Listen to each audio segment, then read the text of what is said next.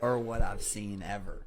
You know, a motherfucker is just so quick, bro. It's like, and I know it sounds so corny. It's like, don't judge or don't be so quick to judge. And people always say shit like that, but bro, people be judging. Everybody they judges. be judging the shit out of people, bro. Everybody. And I know, like, I still judge. Like, don't get me wrong, but I'm way better with it than I've ever been. You know, and I feel like people are just like so quick to be like, oh, this and this. What I was getting into earlier, like I was thinking, like, you know, I say a lot. Like, I talk a lot. I have a lot of thoughts. I'm opinionated and shit. When I say this shit, it gives people a lot to pick apart. Right. You know what I mean? Because right. I'm open and I'm right. honest about how I feel, and I'll say it. So now, like, you can pick me apart when I say something that you don't like.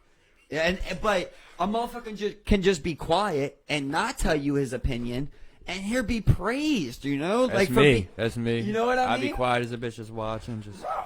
But I feel like you got opinions, bro. You know what I mean? I stayed them though. Yeah, you but just they be short and sweet. Yeah, you know, you gotta be around the right time to say it. I'm saying, like, I put it out there. I'm not afraid to say things. I'm not afraid to try to go out of the realm of that box that we've created in convo. And when you do that, it sets you up for failure a lot of times, bro. And then when I'm talking live with people like this, you can feel how I'm saying something to you. You know, you can feel the emotion. So it's a lot different than when you're just texting somebody and they kind of are like interpreting how you were saying something. Right, because they interpreted how they wanted to. How, like, they're reading it. You know, just like when you read a book. Like, they also add a tone to it. They'll be like, he sounded a little smart there, you know? Right, like, yeah. like, like all these things. For instance, my girl, I texted her the other day. I was fucking with her, and she replied like, "Oh, my bad. I'm sorry. Didn't mean to ask then." The whole time I'm joking with her, she thought I had an attitude, so she read it out of anger. Like, right, exactly. Exactly. You'll just project that whatever they think you're feeling. Right. What do you like? And that's any Why person, are you being so not mean? just females. Males can be like used to him. For instance, y'all could text one time and y'all might think he mad at you and be like, "Oh, yeah." But there we are, right? So here's the thing about that. Yeah, you're right. That could be a thing, but that usually never happens with me and Steve at all, because here's how I look at it, right? When that's what I'm talking about, where people are quick to judge. So they're putting these things on me and they're saying how I'm saying things, right? And for me, I simply look at people as if I think you're a good person. So if I think you're a solid person, right, I'll always give you the benefit of a doubt. So if I think you sent me something and I was like, damn, this was kind of rude, I would always think, I know who Steve really is. He's not that. Steve loves me. I love Steve. Like, he wouldn't do, you know what I mean? I know that he's not saying it like that. It's easy. So once, like, you're on this level of understanding, I feel like you got to stop with all these assumptions on people. And once you really love somebody, that means, like, you want them to show you their full side, right? Their everything.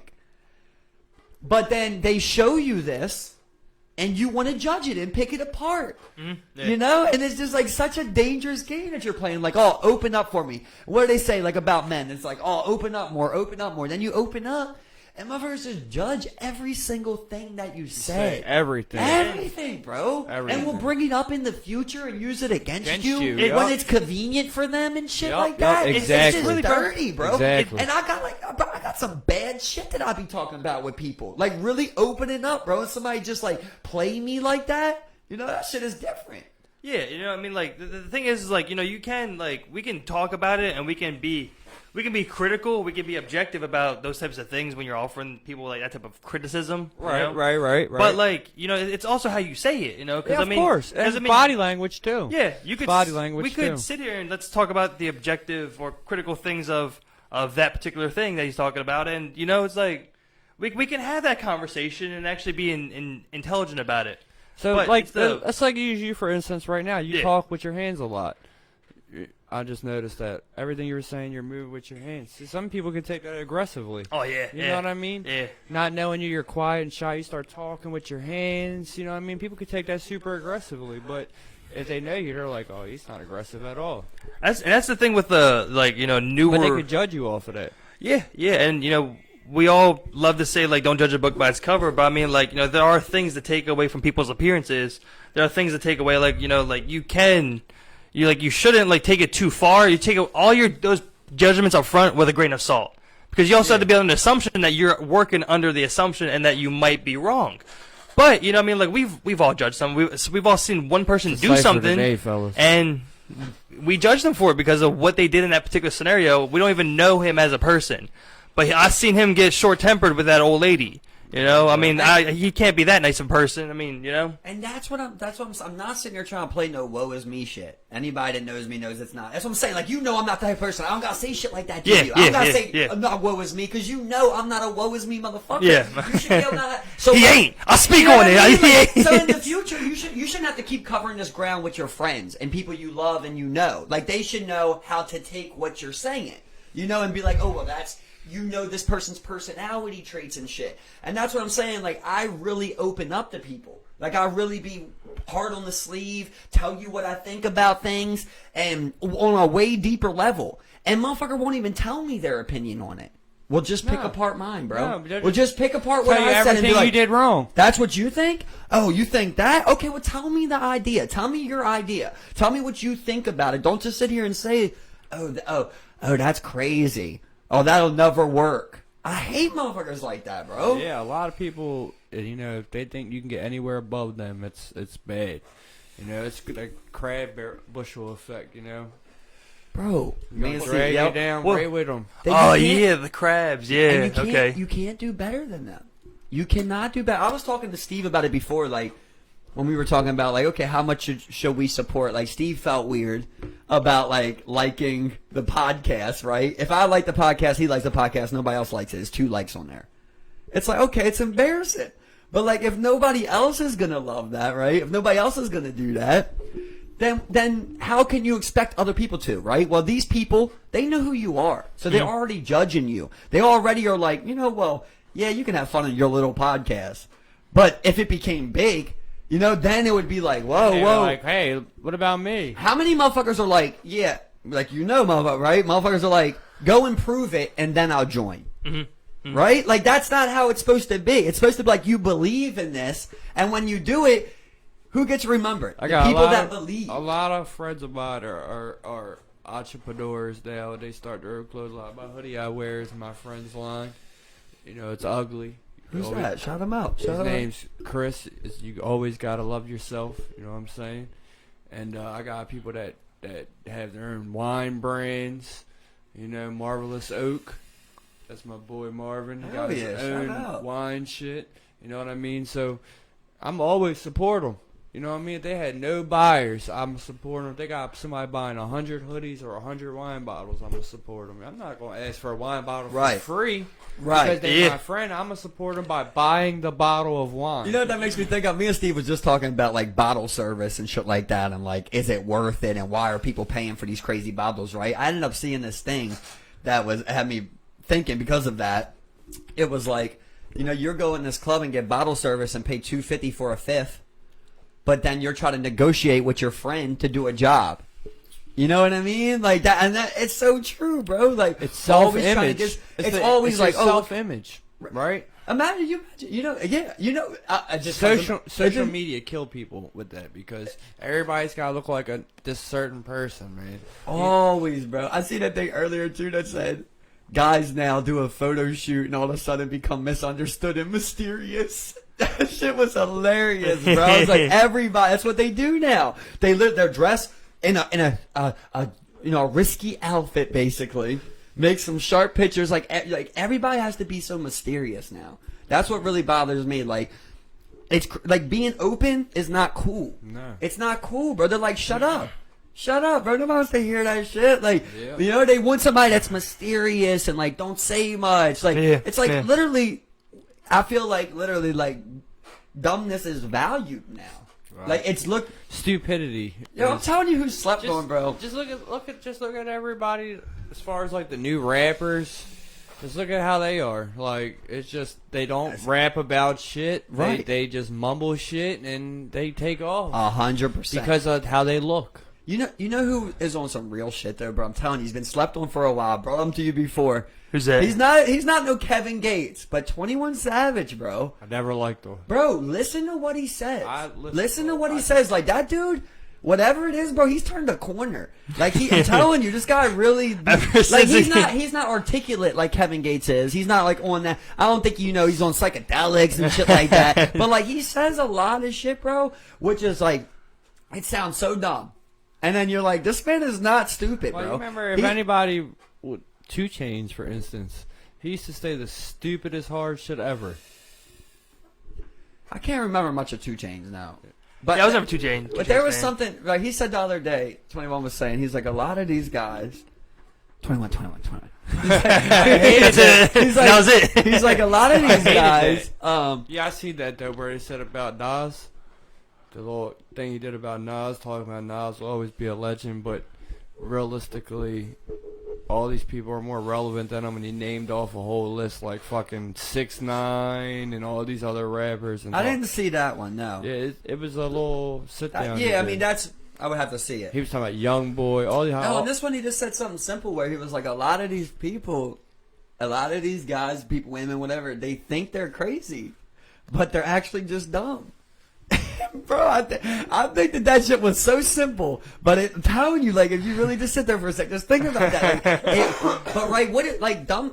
Okay, I'm not trying to be rude. I'm really not, because I'm dumb. So right? Who but makes school? Listen, Who makes school look fun though? Look, Celebrity or look. When you're dumb, right? You don't have a lot of plays in life, right? So if you're dumb and you're ugly. I'm not trying to be rude. Like this, we all have our flaws. But if you're dumb and you're ugly, it's the worst. You don't have many plays, right? So it's like almost like making no plays is your best play. Like like the mysterious in front of you. I'm crazy. Okay, well, I don't really got nothing else, so I'm X, Y, and Z that everybody else is.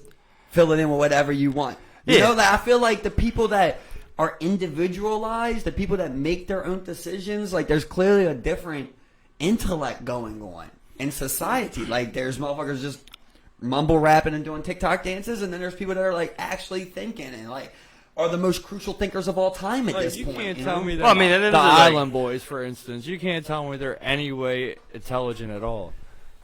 No, I mean they just happen to come up in the era to make it in social media somehow, and get a quick check. And you made a big check, and it shows because I mean, what they say is they're broke. It's like any smart individual would take that and run and be able to keep a little bit of money, But here's what we start this with, right here we are. This is what I'm trying to stop doing. Here we are again, right? My bad. No, I'm not even saying like right there what you were saying with the Island was like. I'm not saying bad combo. I'm saying we're judging right there. Yeah. Yo, you never blew up like the Island Boys, bro. You ain't never had the seats the Island Boys was at. You ain't never fucked the bitches the Island Boys fucked. You ain't never been to places they've been. That's the truth. Yeah. Whether they're dumb or not, they blew up, right? So us being like, oh, anybody that would blow that money is dumb. Like, is that the truth? Like, you can't really judge these things you haven't lived, bro. Somebody that blows up overnight like that, never had money, and like, God forbid you aren't the smartest, right? And you get got. That's why a lot of these athletes are broke. You know what I mean? Does it mean like they're stupid? No, there's something there, but they get got, in certain ways. Like people like Mike Tyson, he talks about like losing 50 mil basically. Like Evander Holyfield, bro. So many people there on top of it. Once everybody finds out that you got money, bro, everybody has a handout in your pocket. And you ain't never had it before. I remember they just had a podcast with Matt Barnes recently. Brandon Marshall. Yeah, it was him and I think Brendan Marshall. They were one with this this YouTuber Stephen Graham who does like financial podcasts and stuff. And he was talking. He was like, as soon as you had that, it's like he had one story. He was telling. He was like pastor of some church. That his mom came up to him and was just like, I just need a quick meal to get this church off the ground. Like everybody coming in. I mean, I'm sure the Island Boys had family too. Next thing you know, everything's coming through to put a hand in your pocket, and you are right where you have people who sign deals or contracts or different types of agreements to get their name out there, appearances, whatever the case may be, and they get fucked on the contract because they have no idea how to navigate this. So people get taken advantage. The real question is, do y'all believe in the Illuminati?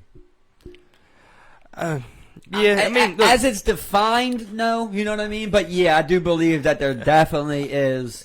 I think people being pushed. So you just had to sell your soul for the popularity?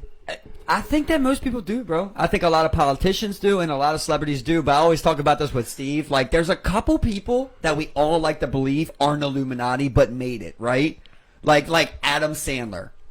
Everybody likes to think like Adam Sandler's a good guy, right? Like, come on, bro. Adam Sandler's Illuminati. Well, that's just like Andrew Tate. Right before he got banned, he said on there, I mean, nobody knows if you can believe what he's saying, but he says that he had got a message from somebody that he had no idea who he was to go to a private island for a party, right? And he declined it, and then he said the next day he got canceled. Like a last play, right? The thing is, like, I think I could scam Andrew Tate online. You know what I mean? And I have like 1% computer knowledge. So I feel like he could have easily got like a. And it was Wish app. Like people get get Wish got. app. Ain't that the app where you could just like send? On the Wish app? Ain't that? No, not the Wish app. What's the app where you download where it sends the coded messages? WhatsApp. He said it was on WhatsApp. Yeah, I mean, maybe I don't know, but I feel like he might have just got fooled right there. That's almost like too much of a ploy. Yeah, and I mean, like, I think there's definitely like tiers. I mean, like, to say that like someone on like Andrew Tate's level would get invited to that type of particular party, I think that's meant for like the biggest names that like you can probably think of. You know, so like. Let me ask you a question then. What about Epstein? What about Epstein's island? I mean that. I mean, there's no denying. Right, so Zero. there's no denying it, right? Yeah. And there's Zero. proof that lots of people visited it, right? Mm-hmm. So we know that there's islands out there like that, right? Yeah. Yep. Oh, yeah, 100%. Yeah, So- that's not the only one. For sure. That's where I'm getting at. Yeah. Right? So I remember we talked about it a while ago with Epstein. Like, for something like that to come out onto that type of level, it seemed like they needed to send a message why was to a nobody particular. else charged? You know. Yeah, I mean, well, why would they be? They're talking about like politicians' names in there. You're talking about Right. photos of Bill Clinton. We're talking about Prince Andrew, Right. who had just gotten kicked out. Well, you know, stepped down from his royal duties because of it. That's all evidence. And the Prince came up probably the cringiest interview out of the whole entire thing. That's what made me just like believe it all. Yeah, he made me believe it all when I seen that. Yeah, as soon as you see that, it's just, and Here's what I was thinking with that. I was thinking like there's probably a lot of shit like that, right? But it's still participating in everyday life. Like they're still grabbing like civilians to bring to those islands and shit. So like you're interacting with like plane flights and things like that. It only takes one slip up, right? For like it's a lot. I think they control a lot, but people give them too much credit. I don't think there's 100% of what you do every day is manipulation and propaganda. You know, this shit's all traced back to the banks. I mean, you could trace it back a lot of different ways. I feel like. You know what I'm saying? If you watch a lot of the videos, it goes all back to the banks. I But mean, then again, all them videos are based off a biased opinion of that person's opinion. So But the thing is, like, even with that, right? Okay, so with Epstein Island, yeah, we know there's more islands out there. We know it, right? But you also know that bank's bullshit. Right? And we know a lot of this shit. Like, and there's really nothing that anyone's doing about it. That's how I always talk that's to why Steve. I said Like, I never understood how Epstein and all of them got convicted, but nobody on the list was convicted. And we, like he said, as politicians, right? I understand that, right? the But, list like, never even got released. The list never got released. Yeah, still to this day. they have a black book. It Yeah. never will. Yeah, all you got was the flight logs, which confirmed Clinton, Prince, I always say Prince Andrew. Yeah, I always say the wrong one. Yeah. Trump. It's just wild, man. Yeah, I mean, I to put it past it though, and then that's like maybe they're getting. I don't know what weird shit they're getting into, but I think it all gets weird, and I say it all the time. Like we talk about it all the time. Like how many of these people we know? There's a lot of people that like kids, bro. There's a lot of people that want kids, right? A lot of people you know want kids, Yep. and you don't even know, right? Like that's how it is. So you think these celebrities don't feel like that? You know, they don't want children and shit like that. Like there's plenty of them that do, Yeah. and they all got the money to facilitate something like an island where like you can go to this remote place and do whatever you please on some sick shit. You know, and that's what we always say. Like, you know, good has to fight evil, bro. It really does. Yeah, I Because mean- evil is willing to do way more I feel like dirty evil shit always than us. wins, though. I don't See, yeah. believe it. I Yeah, just think so- that good lets it win. Good lets it win. You know, and that's why I always talk to Steve about like this modern adaptation of like you scale it back a notch on the way that things are going. Like when they say like we're demasculine men, right? Like yeah, we definitely are. But here's the thing. But we also know that what we were talking about, like men should be able to talk about things, right? Men should be able to talk about about their love and about their feelings, the emotions. So we are taking it back from what it's always been. That is different than us fucking going on TV in dresses. Okay? This is what I'm saying. That's a lot different. This is what I'm saying. But we are pulling it back some. We're not just putting on furs and going out and hunting boars anymore. We are saying that we should be more conscious of the way we feel and things like that. We're bringing it back. But no, we shouldn't scale it back to where you're saying you don't need to know how to defend yourself, or it's okay to be live unhealthy lifestyles. Yeah, you know, like and to stand up for yourself. Yeah, you know. So good has to be good. Just but it has to be able to defend opinions, itself. right? So do you think it's okay for places like Louis Vuitton to pay people to wear dresses, men to wear dresses? But this is the thing about that. You know, if you think about the flip side, like what would be the other answer? Like you then tell them no, they can't do that. So like, no, I'm not saying everybody has a personal choice of wearing it, but I'm saying, they're paying people unbelievable numbers to do it. But what controls the trends though? So like, ultimately people. To me, in my eyes, people, you know, are the ones that are the cultural beings that are creating these things. I mean, like those high-end fashion brands, of course, are gonna put out what they want and sell whatever they want on that bitch. But listen. First of all, we all. I don't know about you guys. I'm not gonna speak for you guys, but for me, I would wear a dress for pretty much any amount that they would pay me. Right. You're gonna pay me a ridiculous amount to wear a dress? Yeah. Wear a fucking dress. So the thing is, it's marketing scheme, right? So they're gonna take somebody that a lot of people like, right, and that a lot of people follow, and they're gonna pay them an absurd amount of money to wear the dress, and then they're gonna put them on the front cover of their website photo, and then people are gonna see that and be like, "Oh, that's what I'm supposed to be wearing." Well, that's the tough thing. So so I mean, like the thing is, you know, ultimately, like, you know, when I think about it, is, you know, like ultimately wearing the dress isn't what's gonna like emasculate you, or you know that's not what that's gonna do. You know, like it's just the idea that, like, you know, people, like, in my mind, like, but it starts there, then you start painting your nails.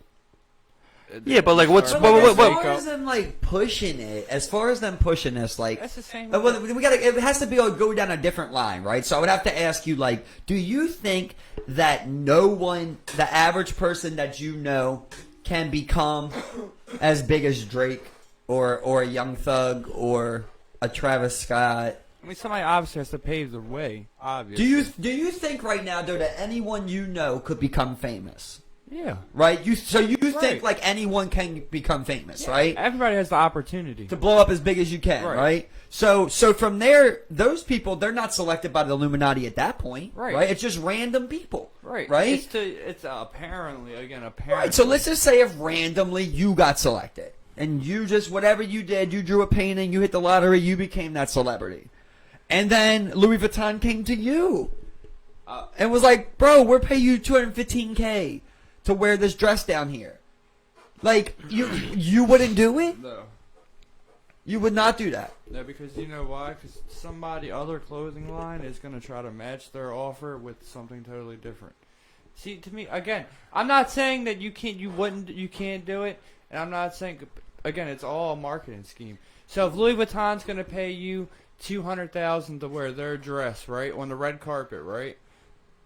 Dolce & Gabbana wouldn't pay you something. I hope they do. Run the fucking bid up. Run the bid up. Hold on, I got two designer companies after me. Hey, Louis said $450. But you know, like, again, I'm not saying that it's wrong for you to not wear the dress. Again, it's not. Can wrong I say to this? wear the Can dress. I say this? Here's what I'm thinking. I never actually wore a dress.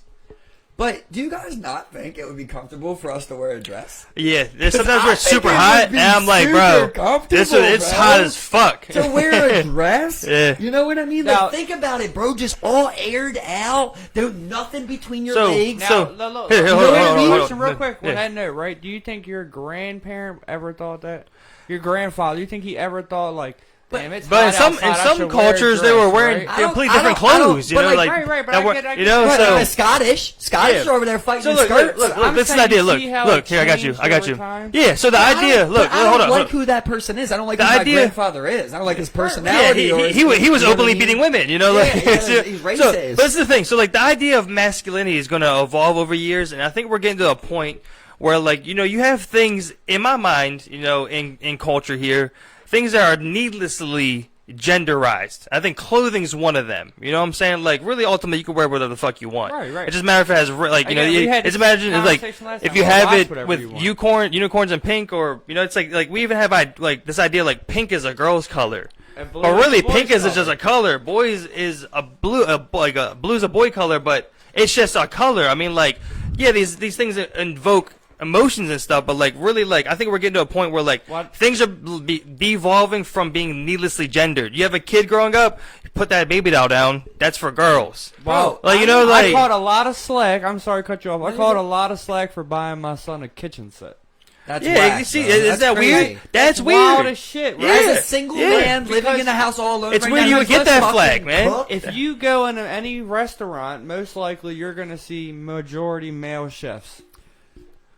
Yeah, for sure, bro. Everybody needs to know how to cook. That doesn't make no goddamn sense. Yeah. But, bro, I watched that last cast, and bro, I'm telling you, you said one of the best things ever. I think you really summed it up great when, you were like, what's more masculine than doing whatever the fuck you want? Yeah. Bro, like we're sitting here being like, if you wear a dress, who's the most manliest man on the fucking planet you can think of? Dwayne The Rock Johnson, right? Or something like that, right? And it's like, he wears a dress, you're going to tell him he's gay?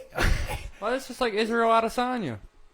He frosts his hair, paints his nails, you know what I'm Yeah, saying? like- But that motherfucker knocks people out. The thing is, you do. ultimate. Yeah, No, like, gay you- knocks you out, you know what I mean? Yeah, Gay people and knock you out. I think that's where like we get to like a big part of the problem. I'm not sure. There may not be a study behind this or anything, but like when you grow up as a kid and you are trying to express yourself as an innocent child, that's just not like, oh, this isn't gay or feminine or masculine. It's like, well, I want to paint my nails. It's just like, okay. People can do what they want, but it takes me back to what I said last time I was here. They shouldn't push that shit to kids. That's all I'm saying. They put this shit in every... I'm glad this came up. I'm glad this brought up too. Yeah, it's funny They you put said it that. in all these cartoons.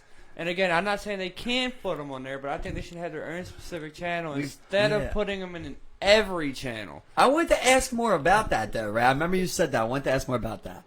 So, what are we talking about, though? Like, when you're saying, like, they get a channel, right? To me, that kind of sounds like you get a water fountain, right? Like, that's kind of how it sounds to me. So, if we are saying it's supposed to be fair, right? Because if you're saying, okay, well, you're willing to do this, you're saying that you see them as equal, right? So, why would you get 32 channels and they would get one? It would, like, have to be like, you've got your channel and they've got their channel if you want that way, right? I mean, there's lots of things like that, though. For instance, there's comedy in everything, but why is there a comedy channel? Or why is there a BET? This is also the flip side, though. Why are we Why is like? there a cooking channel? Why don't You we know what bring I'm saying? up? It's still branched off into a genre, but my thing is, I'm not saying that they have to have one specific channel. They can have multiple channels, but I'm saying is don't push it in every single thing. Like every little thing of Nickelodeon, like it shouldn't be a scene in SpongeBob of two male fish kissing or something. You know what I'm saying? Like, So that's something irrelevant compared to what SpongeBob Why is based off of. Why is it okay for there to be any type of heterosexual There's been hundreds intimacy, of years of I that. agree intimacy, that should not be in early in kids at all, cartoons neither. It's only been 100% of heterosexual. I believe that none of that should be in early child cartoons. Period. Okay, yeah, we can. Yeah. Because of the fact that a child's mind is undeveloped. They don't know what they want. So when they're going to see something, that's what they want. When you ask a kid what he wants for Christmas and you give him a book, he's going to circle almost everything in that book.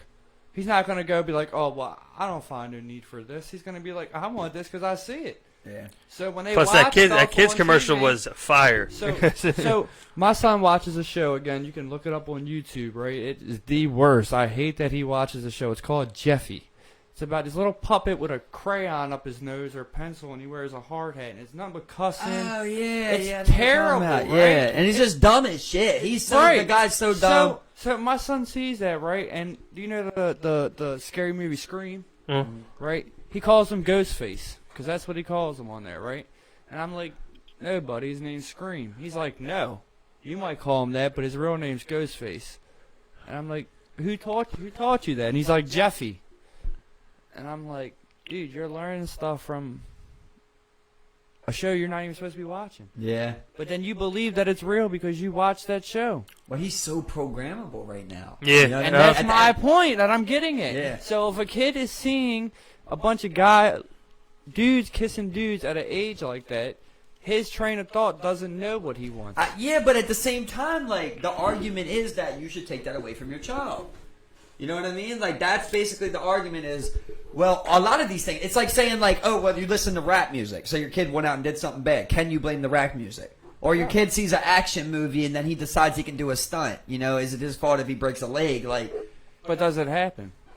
what do you mean? Okay, there's plenty of videos out there where kids watch cartoons. Like, for instance, the one kid it was viral. Top of the Steps. Superman came on and so said, funny. "Hey, Dad," and tried to jump and fly down the steps. That's what right? I'm talking about. And he watched Superman, right? Yeah. And how he was very young, right? That's what I'm saying. Yeah, but it's in a. That's what I'm saying. It's a lot of different ways. Like, all of it is fiction. Okay. You know, we're giving them Exactly. fiction. It's not.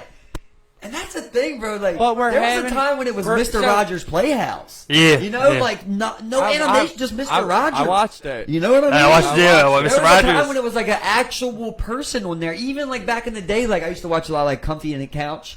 What was it Yeah. called? I forget. Yeah, the big comfy couch. Like, Yep. it was a person that was also in it. You know, like a real person to get Yeah, you. that Now shit it's like all the just Teletubbies. animated cartoons. Yeah, all Like the Teletubbies came out. I remember that shit.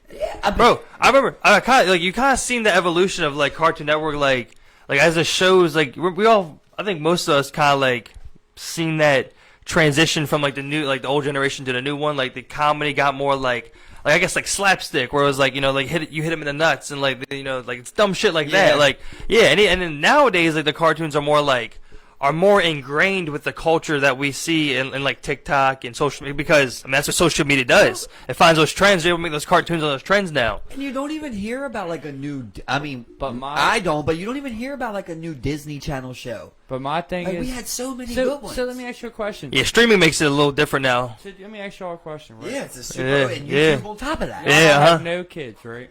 No. So It's my you. question is, yeah, I know it's hard, it's stressful, believe me. It's stressful.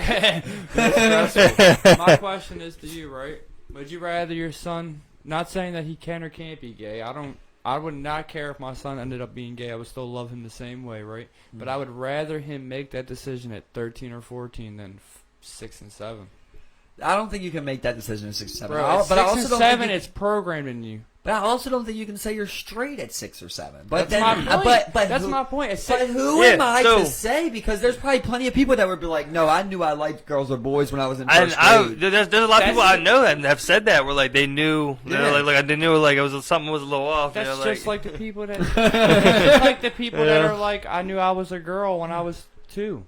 How did you know that? I don't even remember what I did at Bro, I 2. had girl crushes at 6, 7, 8. I had like, you know, Right. like I remember the one thing My son has girlfriends in school. the one thing I said to He's Mike 5. a long time ago. Yeah, look, I remember like growing up, I never had a crush on a dude, on a boy. You know, like you always had No. crushes on girls. So I feel like, you know, people grow up in different circumstances. Okay. They're like, Okay. this I'm not trying to boy's confused. expose He had a crush on anybody. a boy. Not trying to expose anybody, but did you ever kiss your male friends when you were growing up? No, You ever not that I scare recall. No, Not that I listen, recall. No. I'm super open, bro. You can ask me about anything, and I'll tell you. Number one, no, I never kissed Right. any of my guy friends, but I definitely did some gay shit. It's not even borderline. Yeah. Definitely some gay shit. I never did no penetration. I never sucked nobody's dick. Never got my dick sucked. No. Nothing like that. But like, No, I did some shit where it was some bunch of dudes around, and I got butt naked and jumped in a pool where it was just like 1 or 2 chick there, and it was a bunch of dudes. yeah, I mean, You know yeah. what I'm saying? That, like, I could let that some easily- people that- yeah. that Well, I make mean, gay. no, the only thing that makes you gay is attraction to the same Right. sex. I Like, mean, so like a lot of people have trouble with gay jokes when somebody makes a gay joke at them.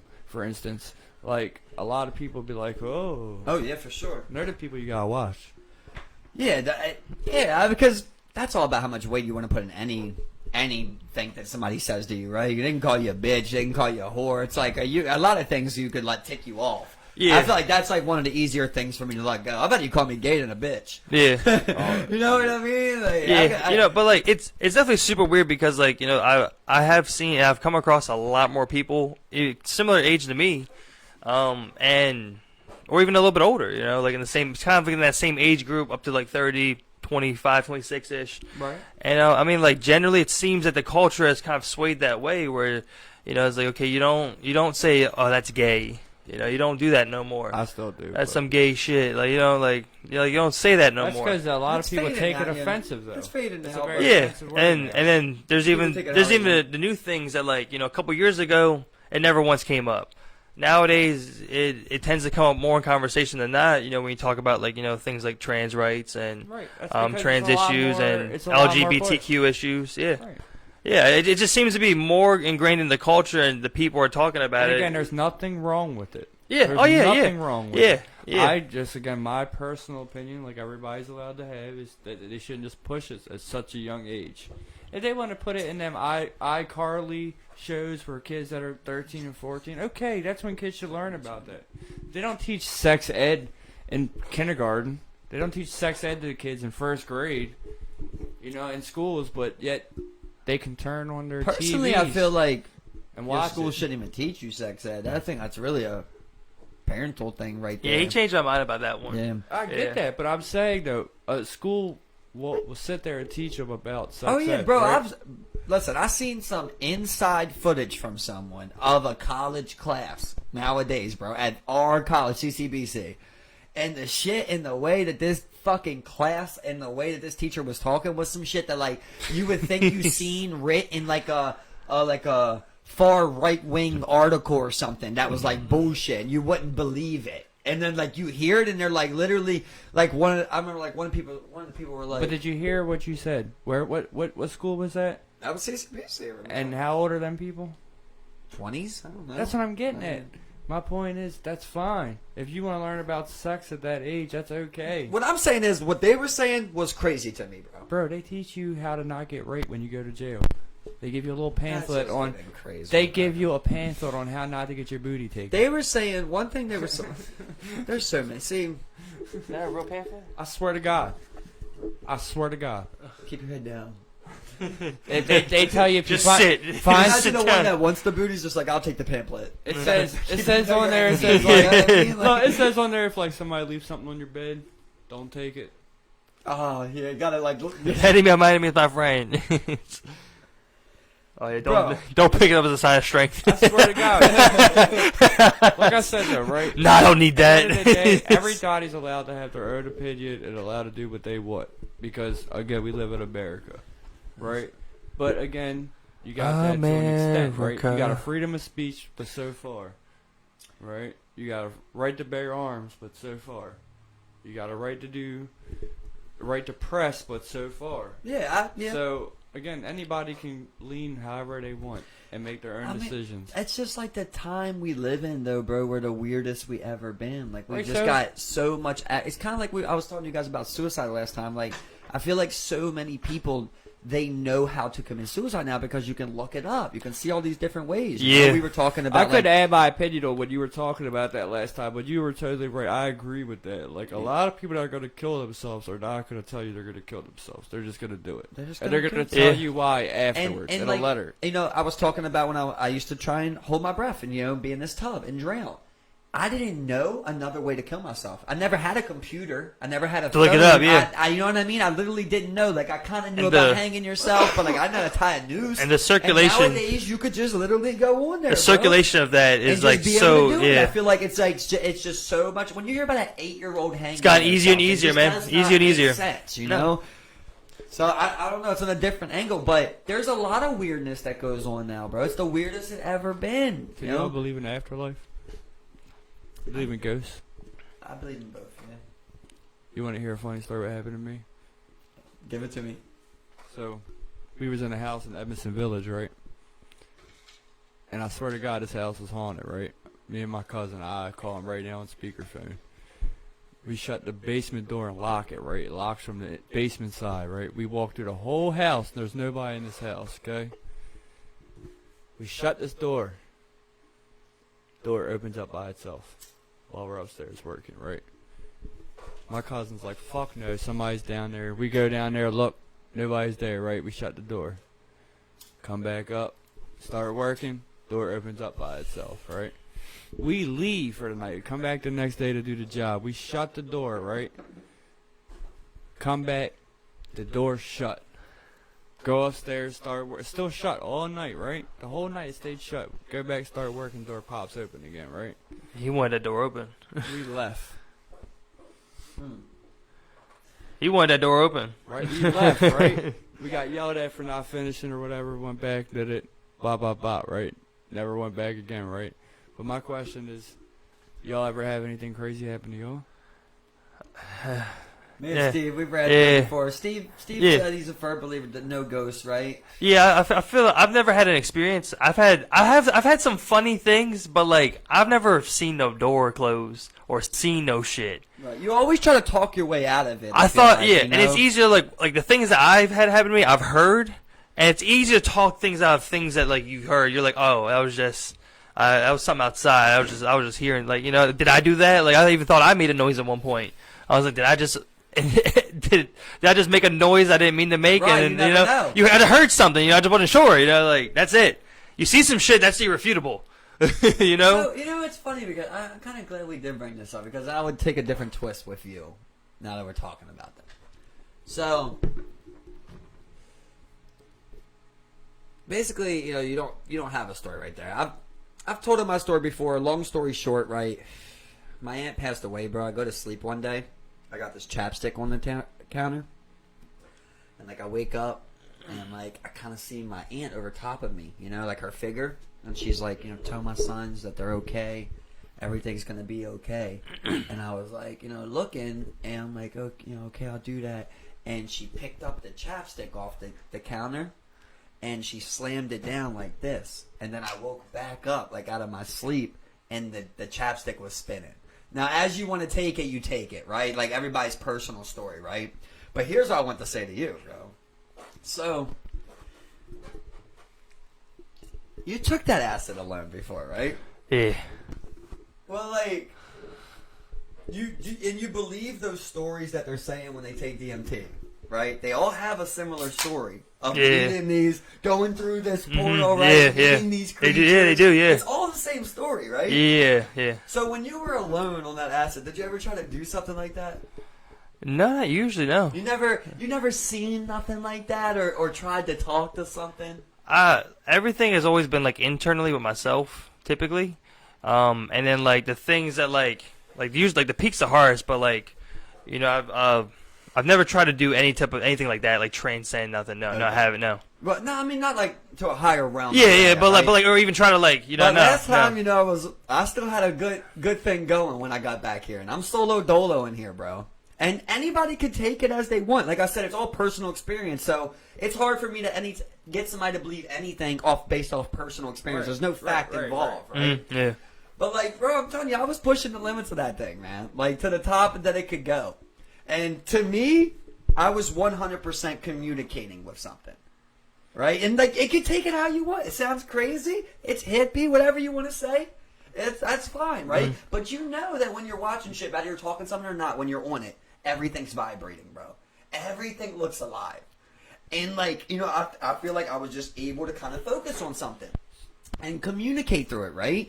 And in this process, the whole time, I'm trying to talk myself out of it with my intelligence and be like, yeah, you're putting this here. You're creating this, right? But you know, like you get visuals too. So now the things in your head are matching your visuals and you can't tell if it's giving that to you or if you're making that happen because of what you're thinking, right? But coming out of this truck, bro, I was just 100% sure that like something is here. And it's always here. Like you're never alone, bro. You are never alone. Something is always right there. It's always and I was like really trying to like fear factor myself in this bitch, bro. I turned off all the lights in this motherfucker and I was trying to like live, you know, with like in that darkness, you know. And I was trying to subconscious. I was really trying to dig deep, bro, and I was talking to it, you know, and I was like, why do you always have to be scary? You know, why do you always have to appear to us to be scary? Every time you think about like being alone and seeing a ghost, it's so scary. Yeah. Right? Like why can it never be something good? Why can they never come in something that, you know, is easy for me to interpret that will make me smile? Instead of every time I see it, it scares me. Yeah. Right? But then, like, That's what I'm saying. You're putting a lot in your head. You're syncing up, but I've got something playing on the TV, bro. And like as these words are going, it's almost like the question to my answer to my question. So it's a lot going on. It sounds crazy, I know, right? But like as I'm watching on this show, the show's explaining. It was an alien show, and in there they were explaining like, well, if I show you, my form, you'll never be able to handle that. You're always going to be weirded out by however I show myself because you can't believe that something's here. Right? So, like, no matter what, like, I'm asking for it to show itself in a good way. Yeah. How's it do that? Is it an ashtray? You'd be scared. Right? If it was the carpet, if it just appeared right here, if it came in human form. If it was you. It's all scary. Every single way is scary. Right? No way for whatever that energy is, whatever that's going on, to present itself, and present yourself without you being scared, Yeah. So I was, like, really trying to get to that point of, like, okay, well, what does it take? I really beat myself to death. That's what I was saying. I wish I could go to another level, right? Because there was a lot that I concluded. I was concluded a lot. Thought about a lot. I got a lot of answers. But you run into this circle where it's like, okay, to simplify it, right? Here's where I'm at. I'm like, why is there bad in the world, right? Why do these bad people want to do bad things? Well, you need that, right? We've accepted yin and yang. We've accepted that. We know that that's a thing. You need the bad for the good, right? We all know that. But here I am as a good person, and I feel like I'm supposed to fight the bad, per se. I'm supposed to go against the bad. When I see bad, I should try to stop it. Well, why am I trying to stop it if you're telling me it needs to be here? Now I feel like I'm in a hamster circle, right? So I start feeling weird about life. Yeah, right. I start thinking about life differently. I'm like, what am I doing here? Like, what is it? That's why I was saying, like, I needed another level. I knew I needed another level because I couldn't get every answer I was looking for here. But I was there. Of being like, okay, well, now I understand.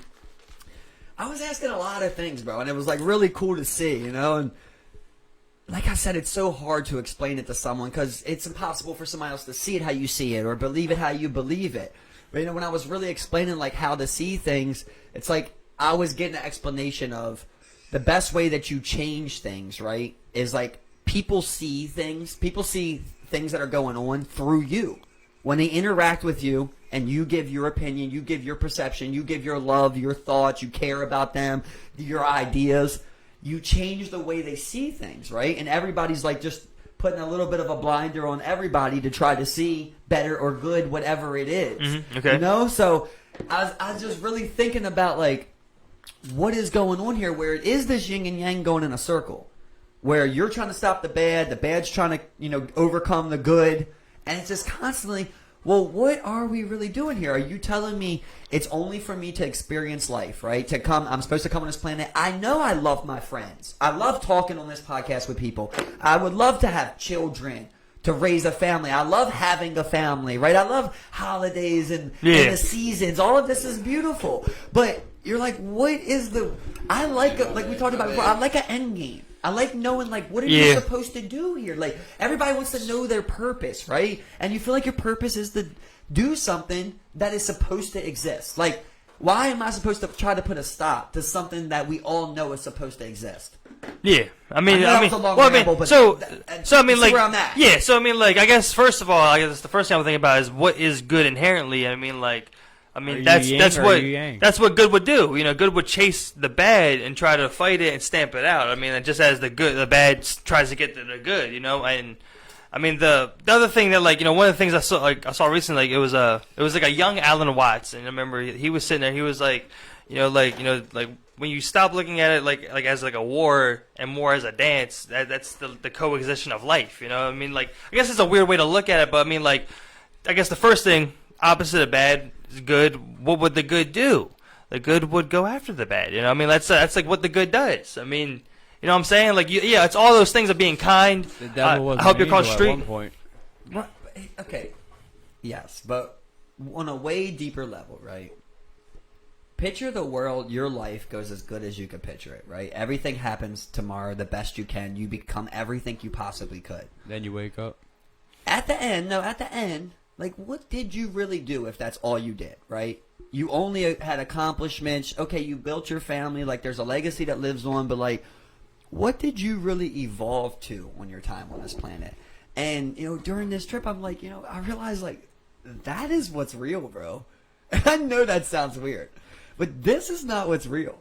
That's what's weird. And we think that, like, this is, like, intelligence. This is, like, the basic level of intelligence, bro. 2 plus 2, you know, shit like that. Whatever's going on in that realm, that is what needs to be focused on, bro. That's, like, what the answer's, like, there. So, think about, like, what, as far as we know, has kind of gotten us here to this point. You know, we have gone through different eras, and to this point of civilization, these sciences have taken us there. You know, we've abandoned that spirituality. I mean, like, you know, there was at one point, we had reached a point of enlightenment where, you know, people started having more of these, like, kind of like abstract thoughts. And this is, like, kind of like what was popular at the time was this type of abstract thinking. But for the most part, we've always put all of our value in the sciences. We've put it all into the sciences. The chemist, the person who does architecture, people who build this capitalistic world. That's what we put the value in. No one valued the priest. No one valued the shaman. No one valued those people. Question them, bro. No, you're not allowed to question because you you're know. Not allowed to, listen, you as Chris Carter cannot say a scientist is wrong. Listen, bro. Right. It would always be, who are you? Look how crazy this is. Have? Look how crazy this is. A guy comes up, and I'm a scientist. I do the first open heart surgery.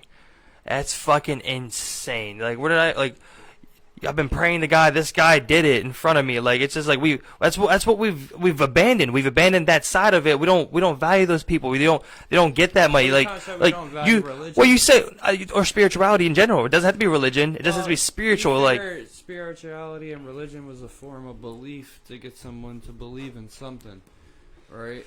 To get them to follow something, right? See, not always, you know what I mean? In most cases, that's Listen mainstream. to a twist that I heard on this. Most cases, Religion is a coping mechanism. it's definitely That's not because just think about it. Think about that, bro. Think about that. When Catholics were formed and they told you to believe in something, and then you could pray for stuff and just say right. I came and I told you all this, and then you came to my church and you prayed, and then you went and left and you hit the lottery, right? And you're like, damn, because I prayed, I hit the lottery. Next time. You know what I'm saying? Therefore, you're going to believe that, and you're going to tell your friends about how you prayed and hit the lottery, and then they're going to come there and they're going to start praying. You could, that right? gives a form of hope. Well, but like if you're It's a form of 100%, Yeah, 100%. you're coping, yeah. But like we were talking about with Ghost, like you're supposed to try to think about why it would happen in other ways too. Like you also have a chance of hitting the lottery. You could hit it because you played, Right. and it was your time. That That's what prayer I'm had saying. nothing to do with You it. could leave and get a job call, but somebody pay you $50 an hour. Whatever it is, exactly. But you know? think because you believed in you had hope and belief into that specific thing. Okay, but here's the thing, right? So that's what I'm saying. I really believe now that this is a coping mechanism, bro. Because here's what you cannot answer. This is my whole point of everything that I'm saying. You cannot answer. What are you here for? What are you here to do, bro? There's no real answer. There's no answer, bro. There's no nothing. real answer. Nobody knows what they're here for. You know what I mean? Like, I don't know. It just blows my mind, bro. It's like scary and weird that like we're all like that's what I'm saying. It's kind of like a hamster And wheel You're where here we're to all make like, your own well, objectives. and then like you're basing your morals off of this hamster wheel to be like, well, I don't steal, but then you need a thief to have a yin and a yang. What the fuck? You know, like there has to be something else that's going on here. Of, am I supposed to just enjoy this experience? Is that the whole point? And that's where I think, you know, like I think that's where we have to take into account, you know, things that I think will eventually evolve and will eventually hopefully become attuned to is something like a spiritual science where like, you know, like we discover the type of like underlying thing that we just don't know what it is. Right. Whether it be the chakras, whether it be the crystals in the earth, whether it be whatever type of like spiritual mumbo jumbo you could think of, like Put it like this. Put it like aliens, for instance, right? How many years did the government and all these people say aliens don't exist? That you're crazy if you believe in aliens, all this stuff, right? And then they say, oh, okay, yeah, they exist. Here's all these pictures of all these UFOs we caught in the air. Right? How do people, how they go back and for all them people they may feel crazy about themselves for thinking that these things exist that never existed. Yeah, but there's also, see, they all fight each other on information. That's the problem. Like, there's a fact side to things too. There's a fact side. I don't. That's what I'm saying. I care less and less about the facts every day. Like if I wanted, I really do, bro. Seriously. Like if I wanted to argue what you were saying, right, I would be like, well, all of them are in competition. Like the FBI don't tell the CIA what they're doing. Right. The Army doesn't tell the Navy what they're doing, right? So even like back in the day, they used to say there was UFOs in the 50s and shit. Like those did end up being like the first wave of drones. Things they had never seen before. So there's technology you've never seen before. We've got it. They're making the ships and just sending them up in the air with a pilot and taking pictures of them. 100% could be. What? Listen, have you ever done any psychedelics, bro? Mushrooms. Mushrooms once. 3 times or so. How much you eat? Like a little over dabble. an eighth. Okay, so you like seen some shit. The most I had was like trees coming at me, some radiators leaning at me, the walls moving, and Wavy and shit. Okay, I got you. Okay, well, I mean, you probably could have took that to a different level, but I would say like anybody that doesn't believe in these things, like everybody wants to say, have this faith in God, right, and say like who the right God is. You can talk to God, bro. You can talk to God. You can talk to this energy that's here. You can and that's what I'm saying. I haven't done it, but like DMT and shit, they literally everybody who does DMT, right? You know what that is? Yeah. Everybody has it, right? It's just like a natural chemical of life. Everybody who does that describes the same story, bro. They have a different vision of how they see it, but it's the same thing. They go through it and they see beings. Well, that's just like the I could be wrong in the areas, but just like some of the tribes that they have out there that are still tribes that are not civilized, and you know what I mean? They do that. That's their spirit callings. They send them out to the woods to find their spirit calling. Oh yeah. You know what I'm saying? That's the same, almost the same thing. It's they talk to something that's not there that tries to lead them on. One thing all of us humans have in common. That's what I'm struggling with though, because that's realer to me than this right now, bro. Like that, it's a natural thing, right? These things are natural things, and they're taking you to this realm that you do not experience, bro. Like I didn't want to go to sleep because I knew when I woke up I wouldn't be there anymore. You know what I seen that I wanted to do? It's like that is. You guys ever seen them pools, bro? You guys ever seen them pools? The pools that you go into and they close the lid on them. Oh yeah. No. Them dark pools. Yeah. Joe Rogan was talking about him and damn salt tank or whatever. Yeah, salt tanks. Him and Joey were talking about how they got all fucked up on DMT and fucking got in one of them. And they said that was yeah, that's exactly what you were probably looking for, is to try to do something that type of tank. That was the wildest trip they ever had in their life. Bro, I bet. I mean, I hear those things sober are like really like opening and embodying those types of experiences. He said he felt like he was living under the sea, and the fish knew who he was. He knew the fish. You hear all types of stories like it, bro. It's every single time like people see something that they've never seen before. And like that, I could see right that was like a synthesized chemical that does that to you, but it's natural. It's literally in here. They mix like with ayahuasca. They mix 2 things together to make you fucking go to this realm. Like what is going on here? That comes from the earth. That comes from nature. And no one just gets to study it, bro. Like what's that? I just want to be a test on me. Don't they got that plan out there where you can like it's like every day make tea out of the roots and trip or something? That's tree roots. That's a DMT.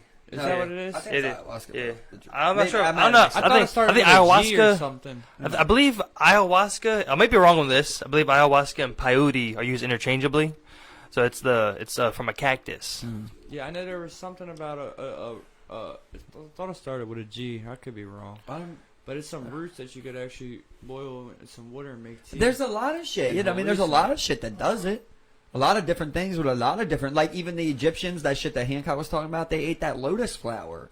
The purple lotus flower, lily. bro. You just Blue eat lily. that all day. A blue lily is what they call it. Egyptian lily, yeah.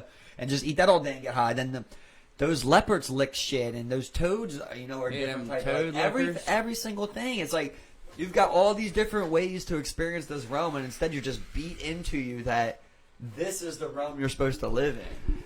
I know that you can't live there forever. Obviously, your body cannot handle it, right? And for people that are kind of like coming into like maturity, like even thinking that like something like that goes against everything that you've ever been raised or taught. It's just so mind-boggling and insane. I mean, like we still see people on a day-to-day basis where like they just are not they're not thinking about that at all. Like they're not worried about like, okay, there's some type of realm here or there's really some higher power. I don't know what to call it. Like no, it's just no.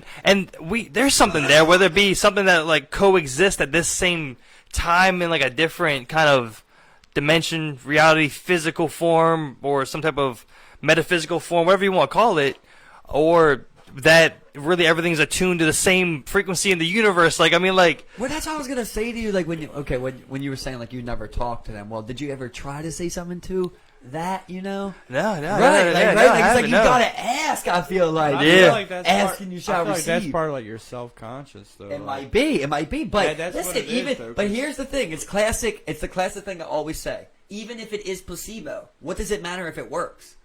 It's not placebo if it works, bro. That means the drug worked. It did what it allowed me to go to this level, right, where I could perceive this even if it was in my own head. Mm-hmm. I could perceive what I needed to perceive That's what I'm saying. to feel what I needed to what feel, if right? That's the that's the healing mechanism of this What drug. if everybody doesn't have something attached to them is what I'm getting at. What if you have something attached to you and it's not here, it's to you? And realistically, when you get to that level, it comes out as it's here, but realistically, it's coming out of you. It could be, right? But then you would have to try. Right. He would have to try. Yeah, right? yeah. That's the thing. We're not allowed to experiment with it. But really, ideally, if this shit was legal tomorrow, bro, I would be hitting y'all up like literally once a month. Like, bro, let's link up on Saturday, do X at Y or whatever. You know what I mean? Like, let's try this in here. We would be like, bro, what did that do to you? What do you think about it? Let me ask you a question. It's literally seen as more of a party drug nowadays, bro. Let me like, ask rappers doing shrooms and then like rapping. Like, it's not even medicinal. Let me ask you a level. personal question then, right? What made you go there? What made you want to go there? Okay, well, obviously you're in your own head. First of all, I told you, I felt like it was a science experiment down there. One I was getting at. Right? I was already gone outside, so like I already felt like I went wild out there. I was like, that should have been recorded on human history of like what we did in there. That's what it felt like. But then when I got home, Steve had always told me like, you ever did acid alone? I'm like, no. Like, why would I do acid alone? And he's like, yo, you gotta try that. I was always like, I'm not doing that. Like, that sounds scary. And then, like, we end up doing it. I come back. I'm still feeling it. Steve's able to, Steve goes home. I'm like, let me see where this can go. Like, I am interested in what this is. You start looking at the ground, bro, and you start looking at things as how everything moves. There's nothing you look at that doesn't end up moving and come into life. And you're like, okay, well, if this is what's going on, because, like, here's another, like, this is going to sound crazy, right? But this is something I realized, because I was really fucking with this shit. Like, can I move this ashtray? Right?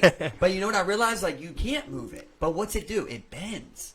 Like, the way you look at it, it bends, bro. Like, everything bends. That's how it looks like it's doing like this. Yeah, I ain't gonna lie. When I was on the shrooms, like, the radiator was like this. Everything, bro. It bends, right? So I Mm-hmm. can't pick it up and put it over here, but I can bend it over here.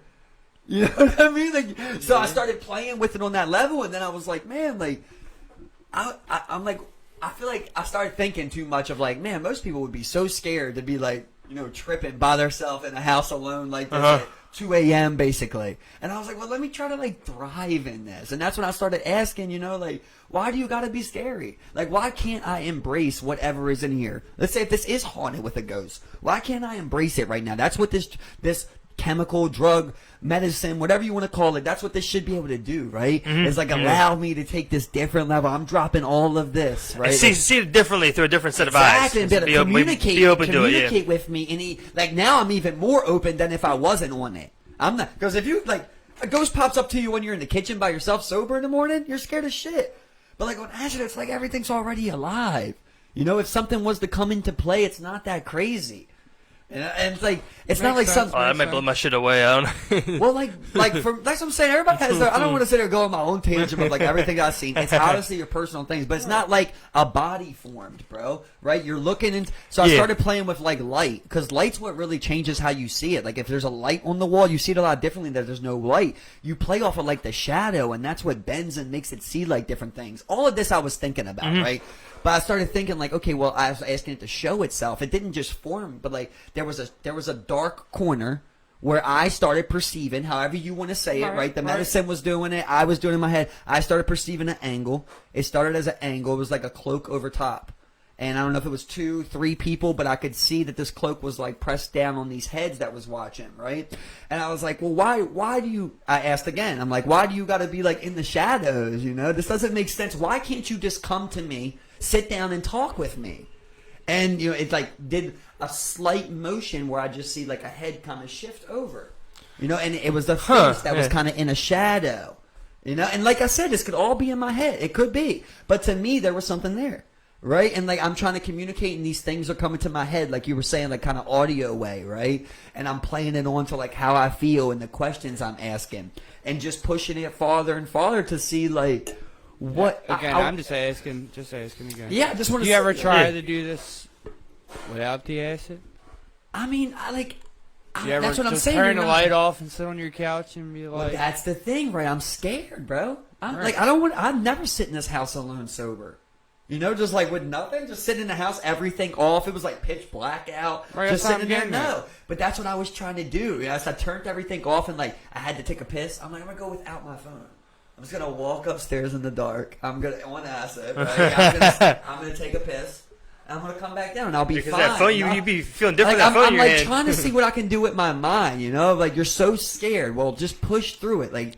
See where this can go. Why are you so scared? Why is it so scary to go here? To this place. It's kind of like that little feeling when, like, you ever been like a little kid and you're in the basement and you gotta turn the light off and you're up the steps real fast. You're scared, bro. It's that feeling where it's like you feel like something's watching. Because it's always scary. It's always scary. Now change it. Just try to change it for a second. Imagine it wasn't scary. Yeah. And if you seen it, you wasn't scared, and it could talk to you, and you could confront it. Like, but this is the other thing, like with acid, that like I'm not so clear on, and that, like one thing that I still I gotta think about, like really try to figure that one out. But like, it's really like I don't know what it is, but it also feels like your brain kicks into like an overdrive, you know, type of mode, and the amount of like so thoughts, much of your brain, maybe the it thoughts you opens up the process. rest of that usage. I don't know, the amount of thoughts you process just like at any singular given moment is just like it just feels so insane. Whether that's like what you're always doing, but those are like the backwards thoughts where like you're not really breaking those down. Only the main ones that you really feel as your like, that's attached to like your personality. The main ones that you feel are like the answer, the ones that come to the forefront. You don't even really think about the 60 other thoughts that came with that one thought for you to arrive at that decision. But like on acid, it's like you hear and feel all 60 of those other ones, and you feel that main one coming forward, but like you feel the whole thing coming up to that one single thought. I don't know what it. I don't know. I might just be high, but like you know, just like it's just how it feels. It always sounds crazy. Yeah. That's what I'm saying. It's just like the mental computing. I don't even like to be like this would happen to me on acid because it doesn't even relate to what would happen to you, right? Like if you did it, you know that everybody has a crazy. You don't even got to go into what you've seen and shit. Like you already know this is what happens, right? So you skip all that. That's why I don't even like talking about it. But that is like what it does. So. For me, that's what made me feel like, you know, something is always here, bro. You've always got something on you, and it doesn't have to be something bad. Like, you feel like you're alone. You always feel like you're alone, but there's so much energy. Whether it be a person, a ghost, an alien, whatever you want to say it is. Like, so you never had anything happen to you? Like, so, like, the things I was, like, explaining to them earlier were, like, I've never seen... You know, like, some, like, crazy shit, like, oh, that TV cut off just now, you know? And you know what's crazy, though? I'm going to get right back to that one. But you know what's crazy? You know how you said you seen your aunt and she slammed the chapstick? Mm-hmm. When I was younger, right, I lived in Baltimore City. I never seen my grandfather a day in my life, okay? Never seen him in my life. Not a picture of him, nothing, okay? I was sitting on the couch, and I fell asleep, and to me, it felt like, you ever seen Freddy Krueger? Yeah. You know how they're in that daze where they're asleep, but they feel woke? Mm-hmm. And I looked up at the top of the steps. The same show was playing and everything. I fell asleep watching. And he was standing at the top of the steps. And then he looked in my grandmother's room. He looked at me, and he waved, and then he walked in my grandmother's room, right? Look, I'm getting fucking goosebumps right now telling the story because I swear. It's real to you, bro. I get it. My mom was sleeping right here on the couch. Okay, I jumped from where I was laying onto my mom and woke her up and explained who I just saw at the top of the steps, thinking I saw an intruder. Okay, I never seen this guy in my life. Explained to him what he looked like and what he was wearing, because he was wearing a suit. My mom went into this fucking little lockbox they had, opened it up, pulled out these pictures, and showed me a picture of my grandfather and what he was buried in. And that was the exact man I saw at the top of the steps. And bro, nobody could argue the difference to you. No, And it was not so at all. That's your crazy own 'cause- personal experience, you Right, know, that and- nobody could take from you. And she was there and didn't even believe me forever. And I explained to her what this dude looked like, and she swore to me that I had gotten to this locked box that I never knew existed, and looked at these pictures and pictured that when I fell asleep. You know, she's your imagination. You saw it. What do you think it was? I don't know. It creeps me out still thinking about it. How do you explain it? Best? I had you know too many experiences like it though. I feel like memories are passed down in DNA, though. You think so? See, Yeah, I mean, I feel like it really is. yeah, I mean, it just seems like something like that would be like natural because So you think that's pass what on a bunch of deja different vu is? things. That's not what I believe. The best belief I've probably got on deja vu that I like is that the natives, I believe it was, believed that deja vu meant your life was on track. You Like think? if you're having deja vu, that's a good thing. That means like you're doing. I never thought of it like that. Yeah, right. It's really. I always it's thought of it like a premonition type thing. Yeah, it's just a whole different way of like basically like how you're saying like afterlife, right? Well, like do you believe in afterlife? Yeah. Right. So it's a lot of plays in that with like faith, right? Oh, I had like too much stuff happen. to me. reincarnation with that. So I feel like it's just a whole different way of being able to I look believed at in it. reincarnation for a long time.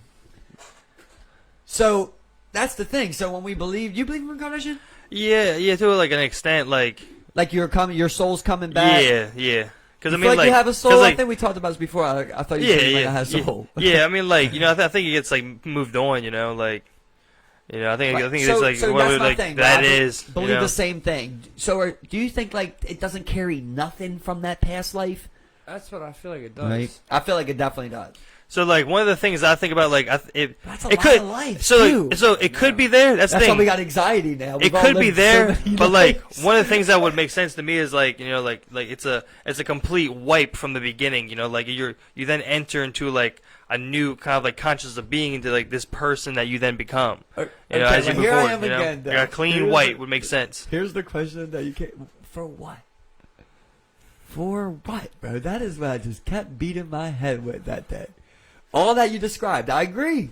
For what? There's no end For goal. what? Why So- you gotta live all? You live all these There's lives no and you end feel goal. all these It's things. just like It's if like you live 65 years, 25 years of that you slept. So I mean that's like the You know what I'm ultimate like. saying? Yeah. It's like, You know, it's- for what? Why'd you sleep so much? And that, but So that's much why, you could've like, been that's doing. like why we prize like the stories, the art so much. Like, as we describe, as us people experience things and we describe things and we express them in the ways that we see fit, whether it be through the art, speeches, our writing, books, whatever. You know, like that's like the ultimate beauty in like in answering that question. You know, this is what I see. You know, in this world. You know, this is what I see in this world. Like it's one of those things that like I'm not sure if you could ever quantify. I'm not sure if you could ever get to that final end thing and be like this is what life ultimately like is. Like it's one of those things that seems to like it's bigger and beyond kind of like what this experience even is to any of us. You know, it's like. But like that, I know, but I'm a part of it. You've got me Yeah, out here yeah, doing yeah. the Lord's And- work, and then you like know, final- I need answers. Yeah, I need you know- answers, so what am I fighting for? You know, but it's like, it- always faith. but you I will- never got to met the guy you But as based a off of. but as a human, you know, like you know, And I and never this get to meet and anyone else. this is that like no like this, you should do this. You should run down these questions. You should run down these lines of thought. You know, that's what makes this all beautiful and awesome. But like that you're this is like listen. This is what you're gonna do as a human though is. And especially as a thinking human, you're gonna run down those what ifs to the 1 millionth thing. You know, like that's what you're gonna do. But what the answer is, I'm not sure if even is quantifiable. You know what I'm saying? I'm not sure if there is something that you can come up with an answer of that. I'm not sure if you could answer that. You know what I'm saying? Before we want resolution though. You want resolution. You want answers. You know, Oh, but you told me, million like- what ifs equal for what? It's sad because listen, here's the sick part. Here's I'm thinking a lot about this now. Subconsciously, what I want is actually a punishment for bad behavior. Mhm. I want Okay. a confirmation Did you just that ask if this people do bad things, Something's gonna happen to that they get it worse at least. I get that they have to exist, but like they. Why so karma? But is it? But is karma? You know, Yeah, there is karma, bro. I'm telling you, I'm a firm, but I did a lot of. I mean, stuff, and it's- I feel I was talking to Steve about this before. Okay, listen. Now, just do this thought experiment for a second. All right, I'm with you. I'm open-minded. Okay, I'm just open-minded. remove, because even bad people believe in karma a lot of times. Almost everybody believes in karma. For a second, just remove karma. Remove the thought or the fact that you think's in your head that if you do good, good happens to you, and if you do bad, bad things will happen to you. Remove that for a second. What are you doing? What is going on? That's like kind of the last string of hope we have.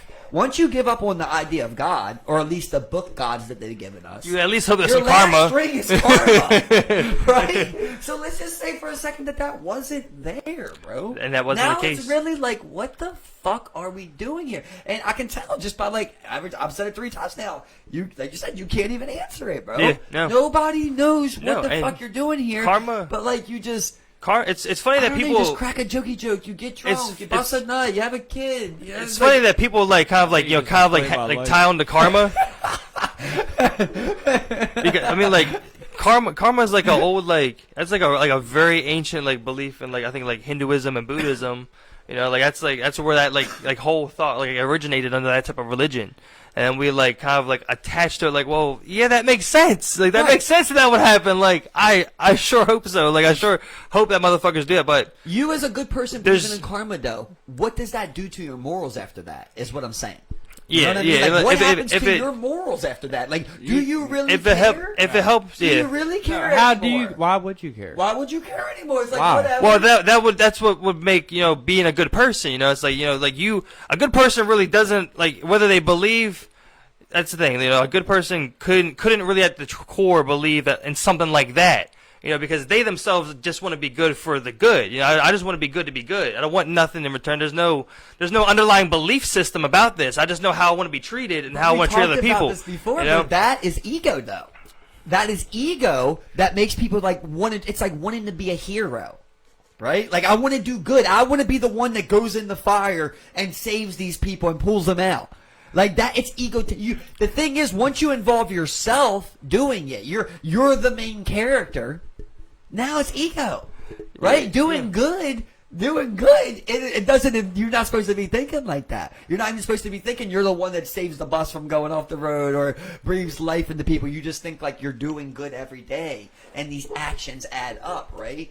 And maybe that's how karma is even invented or exists. Is that these things are happening naturally. You want to be good. Right? That makes you happy to be good. And then, like, you're conscious when you do bad things. Like, when you think something bad's going to happen, it usually does happen. Right? Like, right. That's another thing we believe, right? So now we're, like, on a lot of spirituality that's not fact at all. But we all believe all these things, Where's the right? scientific? There's no science on it, yeah, but you kind of believe- sums up to being coping. I mean, coping. You're just in whatever situation you're given. People tend to do things. It's like.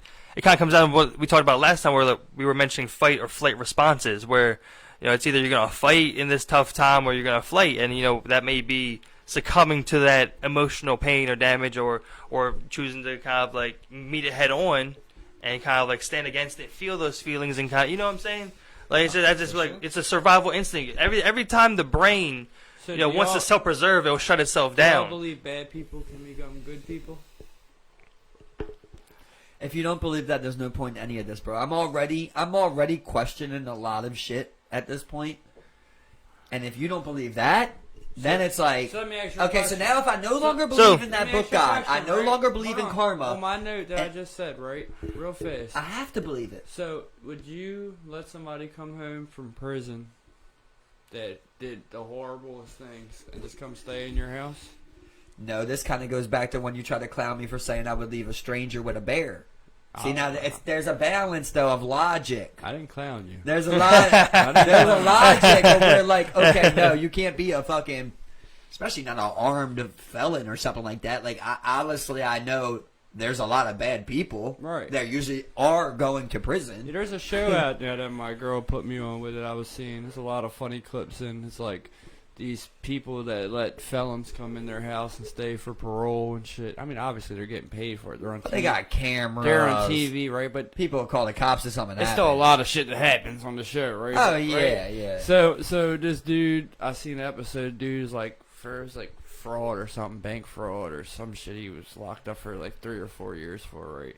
And these Christian people, I'm talking about these real Christian people, let him come in, and they set all these rules for him, right? And they're like, yeah, bad people become good people. He said he's gonna do this. He said he's gonna do that, right? The dude did nothing wrong, right? Takes a business trip. He's trying to get his shit together. Comes back. They changed all the locks. Have all his shit boxed up. You know what I mean? Tell him he's got to get out. But what makes you switch up that belief so fast when he did nothing wrong? Well, like what? I mean, that's a show. Obviously. You know what I mean? It's So they create scripted. narratives and shit like But that. I'm saying that happens all the time. People believe in something so much, even if it's not just a person. Well, just, like, bro. just something in general. Something you could believe in something so much, and something so small could happen to make you. It's change when it belief. becomes I'm- tested. It's when it becomes tested Dude, when I- you really will have your answer, because people will stand on these things, and when it comes to the actual test, when they actually will find out, it's like always, I'll do this or I'll do that in this scenario. That scenario comes, you see what they actually do. Yeah, and Then like, you'll find your depending answer. What it is too, Yeah. right? Yeah. Like you can let a lot of shit go. Like I feel like I'm the perfect example for that, bro. Like plenty of friends. You know what I mean? Fucking 5+ friends at this point. Like I believe in you to death, bro. But you're gonna do like some red line shit. You're gonna cross a red line where I see some shit or feel some shit, and that's not gonna change. Once you cross that line, bro, like you're done with it, you know? So But you but exclude again, yourself. Like but again, sometimes people gotta push that line to see who they really are. Like, all right, so say for instance, we'll use Steve for instance now, since we can use him as a good example. he's right? spicy. one day, you know what I mean? He pushes that line with you, right? He wants to see your reaction with him pushing that line with you, right? He feels like you're down and out, you're depressed, and he does some shit to get an emotional reaction out of you, right? Just to spice you up. Are you gonna not fuck with him the same because he pushed that line with you, even though he did it for a reason? Or would you look at it different to somebody like if I would push a line with you to 100, yeah. disrespect you? You know what Well, I'm I mean, saying? like, Like, with- is it still the same line I being don't- pushed? I mean, it's I was talking to Steve the other day. It's different. I feel like, you know, if you're saying Steve, like I was like pretty much there's red lines for me, right? That'll cut anybody Steve off. has for it. a longer line. Steve got the ultimate leash, dog. I could catch Steve fucking my bitch, bro, and I would try to explain it in my head. I'd be like, this bitch, she seduced him. You know what I mean? Like He slipped. Yeah, I would be like, no, you know. And this is what I've lost, like all hope in humanity, bro. I'm out of karma, no book God, like we're real, no Steve. You know, we're running out of options of what's good, what's left in here. So I gotta believe Right. that would always be a different way. But with most people, But like, I feel like when somebody does something dirty, like it's like what I say, like, are you going to tell me that somebody would rape somebody, but they're not going to murder somebody? Are you going to tell me a rapist wouldn't steal from you? You know, like once I see something, right, you're do me dirty, you're take money from me, you're steal money from me, bro. You're fuck my bitch. You know what I mean? You're steal anything else in my house. You're talk dirty to our friends about me. You're clown me at spots. You'll pick something up if I drop. I can't. Like, so if you you're- made a plate and I stole some fries off your plate, would I fuck your bitch? No. See, I'm not going to jump to conclusions like that. I'm not going to go that far. All right. No, but I'm holding my girl tighter. But if you stole something from me, you would Yeah. fuck my bitch. That's how I feel, I right? get You that, know but what I I was testing your line on something stupid. You know what I'm saying? Yeah, no. Fries. I got to offer them fries. You know But what I I'm mean? just saying in general, if I waited till you got up and left to hurry up and eat a couple of your Nah, I fries. would never clown no shit like But that. at the same time, that is a warning sign, though. Like, why couldn't you just ask me for some fries? For me, it would be nothing, though, because it's like an understanding of already where we're at. Like, we're cool enough to be like, bro, like, what? I'm going to come over here and be like, you touch my fries? Nah, bro, grab some fries. I got to walk over here. Like, it's nothing. You know what I mean? Like, Some people yeah. might look at it like, yeah, why'd you wait? It could be. It could be. That could be the institution in you. You know what I mean? But I let that one go like it's Yeah. nothing. But there's definitely like red lines to me come in different forms. It's not even going to be like how me and this person interact. It's going to be how they interact with others. Like if you're shitty to a waitress, you know what I mean? These are red signs for me, you know? Like if I see you littering, these are red signs for me, bro. And now we're going to get, you can go into deeper levels of that. Those are major red flags. But those are like signs where I'm like, damn, you know? And then depending, I hear how you talk about other people. That matters, and how I see you treat other people. Like, that's everything. Well, that's what it goes back to what we originally started talking about. Like, first impressions mean a lot these days. Well, what do you look for in somebody? That's what I was saying earlier. Like, I've simplified it. I've made it as easy as I can make it for myself. Is just saying I just want to look for good. Like, if I find somebody that's a good person, they're not going to rob me. I can trust them, you know what I mean? I could come to them with something like... We could work around a lot of things. I can pretty much... If you took some fries, it ain't gonna be no big deal. You know what I mean? Because I'm like, damn, you're a good person, bro. I don't even care about nothing like that. Like, I trust you. You know what I mean? Fuck about this. You know, but you got the clear rules, like the lines. I mean, like like you steal some shit. Like you say, you're mean to like wait staff. You cock off at people. I mean, like you get anger problems. I mean, like like kind of like typical things. I mean, and like, then you go to different levels. It's not just like like oh he didn't hold that door open for people or something. It's like there's like really clear ones and like all the other ones we can kind of like talk about. But like there's some real bad ones out there. You can't be just talking to anybody like you want. Oh yeah. Energy based. Oh yeah. For definitely. Sure, yeah. The vibes are real. Vibes are definitely a thing. I mean. There's something about like your instinct and like your instinctual gut, and it's not to say that it's correct every time, So what are your vibes? What are vibes that you look for in people? I mean, it's just like you're open to ideas, conversation, to like That's the first thing I was you're not gonna say, you're not set in stone on things like I can After talk to you. you're a good person. Yeah, After you're a good person. Like, yeah, open minded. Yeah. Yeah, open. Like, I mean, like we can have a conversation and like I can sway you on things, or you'll be like, oh, I'll think about that. You take it, and then like we can bounce things off each other. You see things like also like emotional intelligence, where like. You can kind of be like, you see someone's like, they're moving a little funny. You just say, hey, what's up with you? You good? Like, you all right? Like you can kind of like, you see people like that, where they check in on you. They're just like, what's up with you, man? How do you feel? Like, I feel those things really, like, weigh very highly up there, And usually if you have those, like, the others kind of follow. You're usually kind of trustworthy.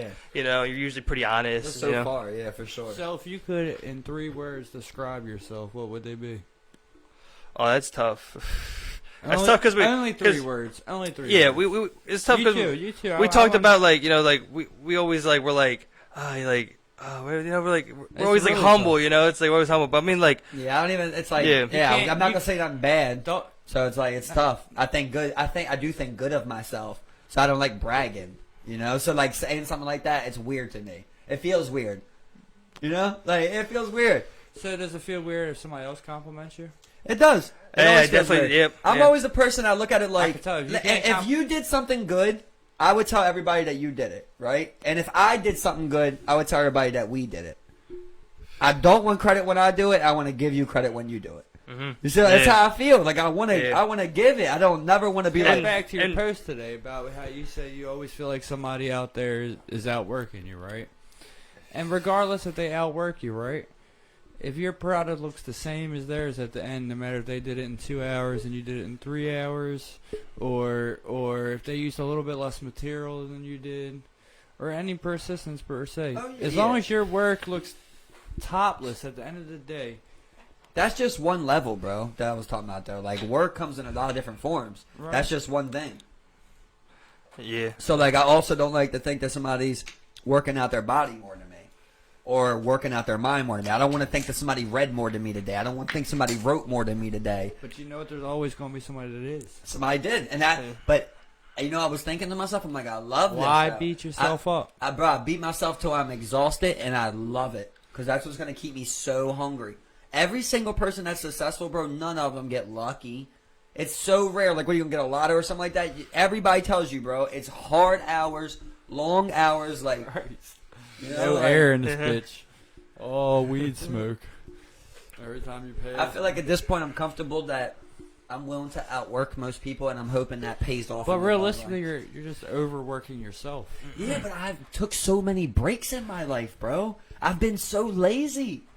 Now you're talking about the point where I'm going to be 30. But everybody deserves a break. Year and a half, I'm going to be 30. Yeah, I yeah, took my breaks. yeah. I took my breaks. I did my parties. I did it all. Like, I lived it up. I took my weekends off. I slept in.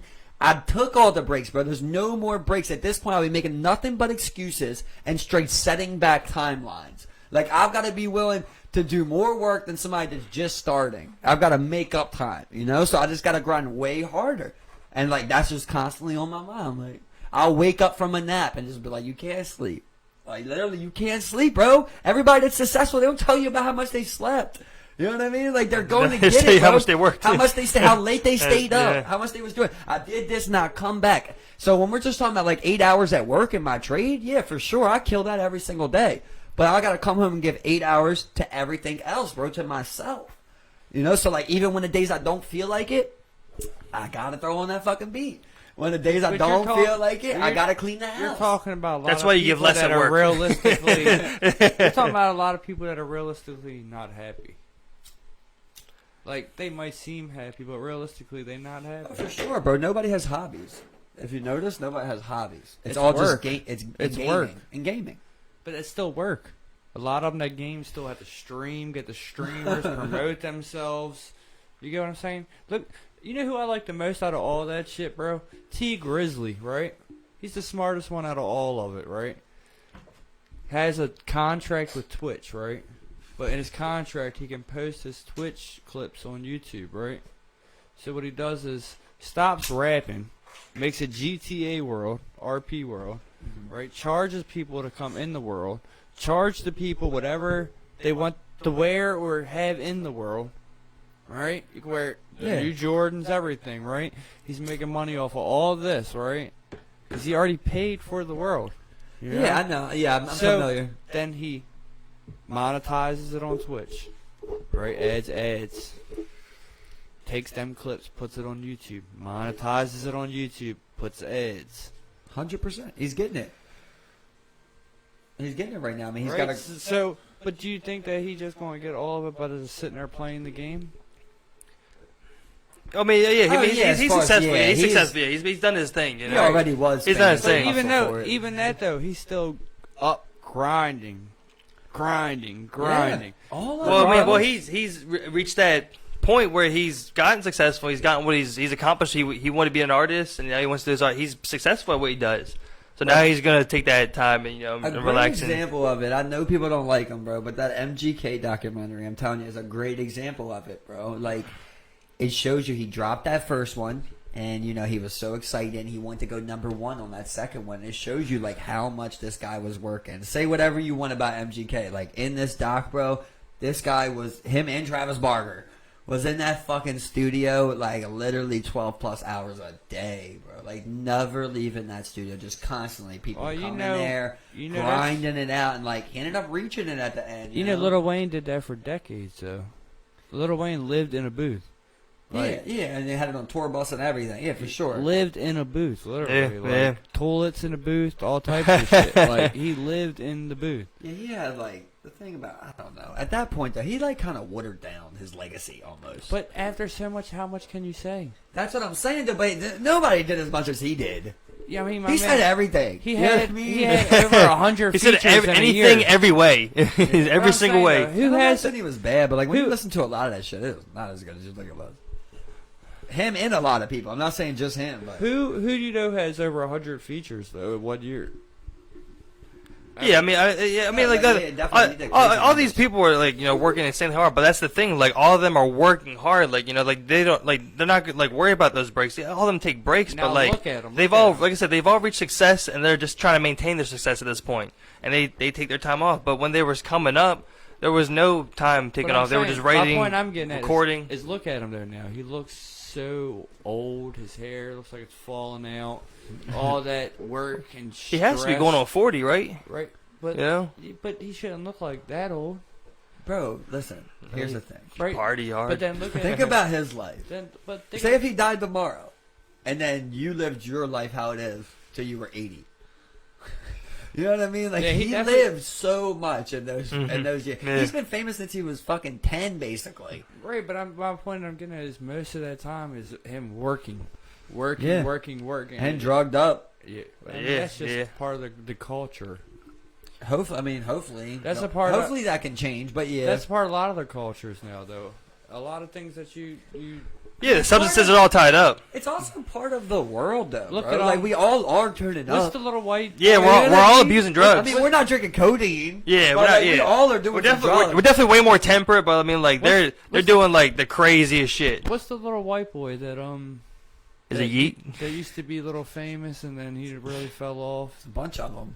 They made a little. Slim Jesus? Man. Lil Nas. I think he's named after some No, drug. Lil Nas, not them. Oh, it's Lil Lil Xan. Lil Xan. Xan. Lil Yeah, Xan. remember he came out publicly talking about his manager was giving him free Oh, drugs yeah. and free drugs and free drugs to keep him high. Yeah. The whole time they robbing him. He's robbing his pockets, robbing him blind. Yeah. I mean, you gotta be careful. You are, especially when you're a drug Yeah, addict. I mean, don't be silly though. Like a lot of these people, bro, they know that deal they're signing. Like at this point, they know that they're getting these lawyers to review it. I'm good. They're getting these lawyers to review the contracts and shit, Yeah. and they know that it's a bad contract, but they sign it because you're going to be famous. You're And- going to be and famous. you're They're getting gonna- what you want. They're going to put that money behind you. You're going to be on the radio. You're going to do shows. People are going to scream your name. And- you know what I mean? They sell their souls, bro. And that's why all of them come and go in a flash. I think that's you know? I think that's the one thing that like, I think that's the one thing he Well, was trying to highlight was that They were his talking manager was like playing a part in his abuse and like he was feeding him those drugs. I mean like he still wanted those drugs, just supply them, just got them to him. I'm sure it's like that for everybody.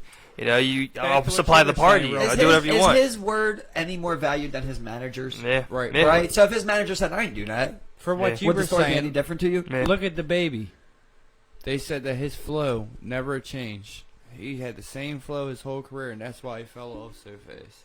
Do you believe it was that, or do you believe he got blackballed? Truthfully, I never liked the baby. Right, but he never changed, right? So if Never. you I never, thought his music was. I mean, it's- bad, if you, personally. but I'm just saying, regardless, if you never liked him, he never changed his flow in any way for you to even begin to like him, right? Like Yeah. we had this discussion when Kevin Gates' album first came out. It was so different to me that I did not like it, right? And I told you my opinion on it. I hated it, right? I said it multiple times. I hate this fucking album. I love it now, right? But the fact is that he changed the way his flow was, and just like these other rappers, how they change their flow as it goes on, right? As times change, he never changed, right? So if you never liked him, you'll never will like him, right? Because it's the same beat the whole time, right? So now this motherfucker's trying to give you buy a ticket, get one free for his concert. Still not Is selling that how tickets. it is? That's how bad it is at this point. Still not selling tickets.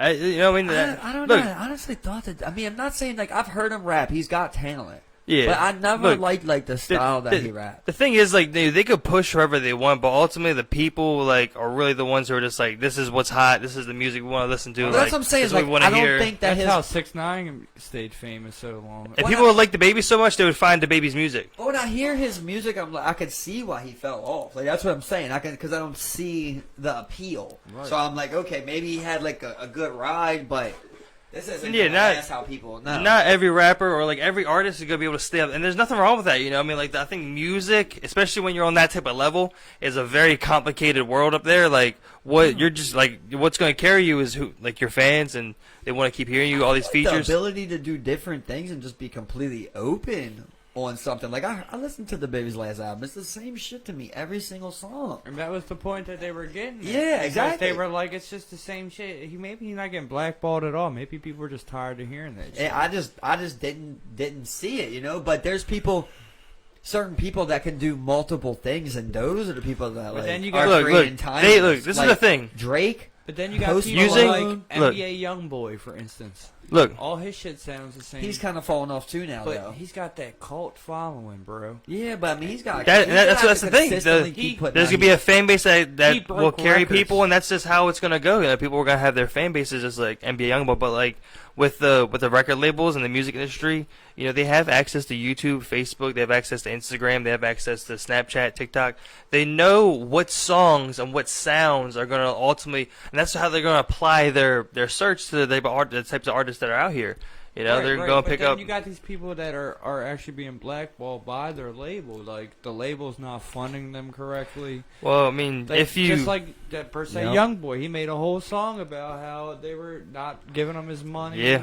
And all this other stuff. Yep. But he still led all numbers in YouTube, Spotify. That's I how mean, it is, though, when you sign that label. Like, that's what I'm saying. Like, at this point, you got to know it. And That's what it is. And we've seen at this point multiple artists come out and say, you know, hey, like, the music industry's fucked up. You know, music industry is some dog shit. Migos, bro. When the Migos were #1 in the world, they couldn't put out music for 18 months. Literally, bro. Just that they wouldn't drop them. And then, like, even, I don't know if you guys know who, like, Big Crit is. But, like, he's a super talented artist. He was on the same label of, like, Kanye and them. So he was saying, like, when Kanye was dropping an album, basically nobody on that label could drop an album within that 9-month period because they're not going to compete with Kanye, and everybody in there's working on Kanye's album. So his shit just kept getting pushed back, pushed back. Next thing you know, he's like, I was on XXL Freshman, and, you know, I killed it. I got all this buzz, and my song doesn't come out for 2 years after that. Oh, and he's like, I'm telling people, like, hear my song, hear my song. Everybody else on his class is, like, getting it already, you know? That's the same with Future. Like, all Future shit, I was listening to Future maybe, like, 2 years before he even hit the radio. Like, I'm talking about, I was overplaying his shit. Like, literally overplaying his shit. And I'm sitting there maybe a year and a half later, we're sitting in the car, smoking. Next thing you know, it comes on the radio, we're like, what the hell? This finally hit the radio. I like when that happens, though. Yeah. It's like, You know, damn, it's been that long. You know who surprised me in that regard? I remember I listened to like early Macklemore. Like before, like, you know, I forgot when he came out. Like, but he came out and he got, like, you know, Davis. That was just like, wow, like, that was He's the same, the thrift like, shop dude, right? Yeah, I was incarcerated when that came. I was at the landfill and we had the radio going. I remember when that song first came out. See, man. the thing is, right, like, when you're, like, it's so hard to put out that much music. The amount of music that they put out now. Oh, no, don't. It's The just creativity, man. That's Downstairs. It's just wild the amount that they're able to put out now, right? So here's the thing: when, like, people are saying, like, oh, they fell off, bro. Imagine you do 10 songs on an album, right? So you write 10 songs, then you write 20 songs, then you write 30 songs. Once you've, like, written songs, you fucking rhymed the same words a lot of times. Like, you rhymed words a lot of times, right? Now you're getting to, like, 10 albums. It's very hard to, like, not use the same things, bro. You know, you've got to start, like, slurring. Like, that's why Wayne was able to do it, because he would slur all them words. You can just make any word. Yeah. You know, when you do like that. But, like, if you're really rapping, You could also it's use, like, hard a lot to of do metaphors. And that's the other too. thing. You have. Wayne's, don't get me wrong, Wayne's crazy nice. I would give him all the credit in Not the world. Let's say- though. let's say- He's fucking his own shit up. I still trying to put out shit. Now. And let's just say every label is scouting 100,000 potential artists at any given time. You know, I mean, on a low side. You know, there's so many people out here just creating stuff. There's a lot of people that there's a lot of people that are gonna stick, especially using TikTok. There's a lot of people who got their shit moving just through TikTok. Once you get it on those reels, everyone starts making videos with your song. It just becomes like you just become like a household name. What's that stupid girl's name that did that one song? You know what I'm talking about? That's not enough, bro. Bro, she You got need a to give whole... me more than that. Bro. That stupid girl that wrote that one song. She does that little noise. Carly Rae Jepsen. I've never seen it, but she does like the little noise where she's like, fuck. Oh. She got a whole record deal from that shit off of TikTok, bro. I She remember did that. that stupid ass shit. It's like, But I mean, it's the same shit over and over, but just because so many people viewed it, she got a whole record deal. look, this is it. People are getting smart. People are just putting their shit on the internet for people to hear. That's just the best thing that, like, you can have. Like, out of all this, like, bullshit that the internet really brings, like, the way we are really able to, like, just put our artistic expressions out there to other people and connect with other people to view is just like insane, bro. Yeah, and like and 40,000 people likes. and people use what's this that stuff for dude- good. People use Facebook events to arrange meetups, and people use like for charity events. Like people go and they do use this shit for good. So it does have like an ultimate purpose that like drives people to do things and come together and make events. What's that #1 YouTube dude's name that he became so famous off of reaction? Oh yeah, the African guy. The African guy. Oh, Kabe Lame or something. Yeah, Just off reactions, he got so he's famous. the biggest TikToker. Because he's a big star, I mean, yeah. before TikTok, it was YouTube. I mean, Makes sense. like just. I mean, But yeah. there's just, that's the thing. Once you push, it's the thing. Like But- we monetize eyes. Once you push the value of like your attention span, that's what's being cranked out. Your attention span to But dollars. here's the thing, bro. He did it. He did it. Had an idea. He to just do put it out and there. He did it. He just put it out there. Everybody else doesn't do nothing, bro. I say it all the time. Like I feel like there is a lot of art and it is able to get out there, but I feel like there's the lowest amount of creators there's ever been. Like creativity is sinking. I feel like there's more people, so it seems like there's more art, but really the creativity is like gone, bro. It's consumers. There's very few people that have creativity and then yet alone show that art. Like even people that you might find let's say 4 people out of 10 might write something when they're at home or draw something at home, Look. and then 1 person out of 10 might show you their art or put it on the internet. Like This is it's- what you know sucks. what I mean? Look, Like it's such what- a low amount. you know what I've seen? I saw someone post a picture that they drew. They used colored pencils or something, and they drew this like face. It was like a rough sketch. It was a doodle, And he posted on there. He just like everyone's like, what is it? It's on Reddit. He's like, what is it? He's like, well, like I guess it's kind of like a zombie, And then the guy's like, people were commenting back. It's like, well, if you want to get like serious about like drawing, and you really want this to look like a zombie, look at some tutorials, dude. Like I think like the main thing that ruins people's art is like people who think that like it should be done in a certain form or I rigid thought- framework. I thought art Like was your own concept anyway. Well, whatever you want that's it what to be. that's what we all believe it to be. But what it seems to be is that people are like, "Oh, you're rapping wrong. Oh, you're drawing wrong." Like it's like people have this idea that like, no, you just need to do your art.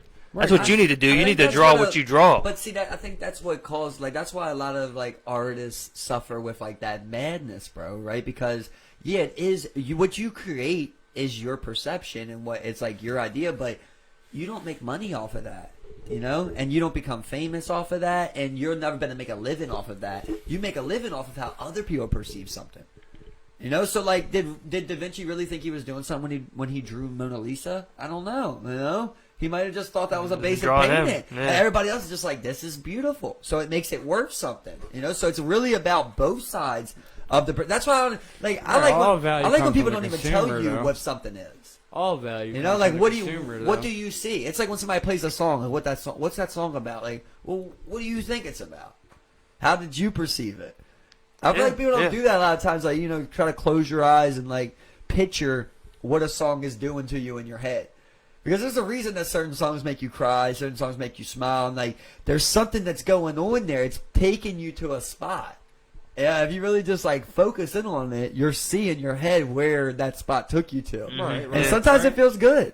It feels good to remember those things sometimes. Rather painful or old memory that you kind of like slipped your mind, then you think about it. It kind of brings you back to like the beginning when he was talking about like like the vibrations that he was saying, like everything vibrates at a frequency, and the music we all listen to, it sends out like what we say with the vibes. I mean, the vibes is short for that vibrations.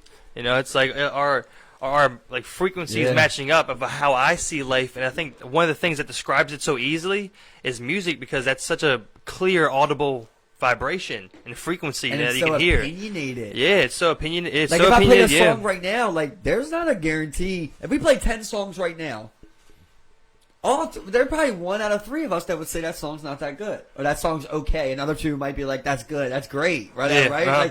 Like most people don't agree on the same level of that song. Yeah. So when somebody creates something, you're like, you don't really know if you think it's good, right? Like you think you did something good. You're like, man, I think that this is quality.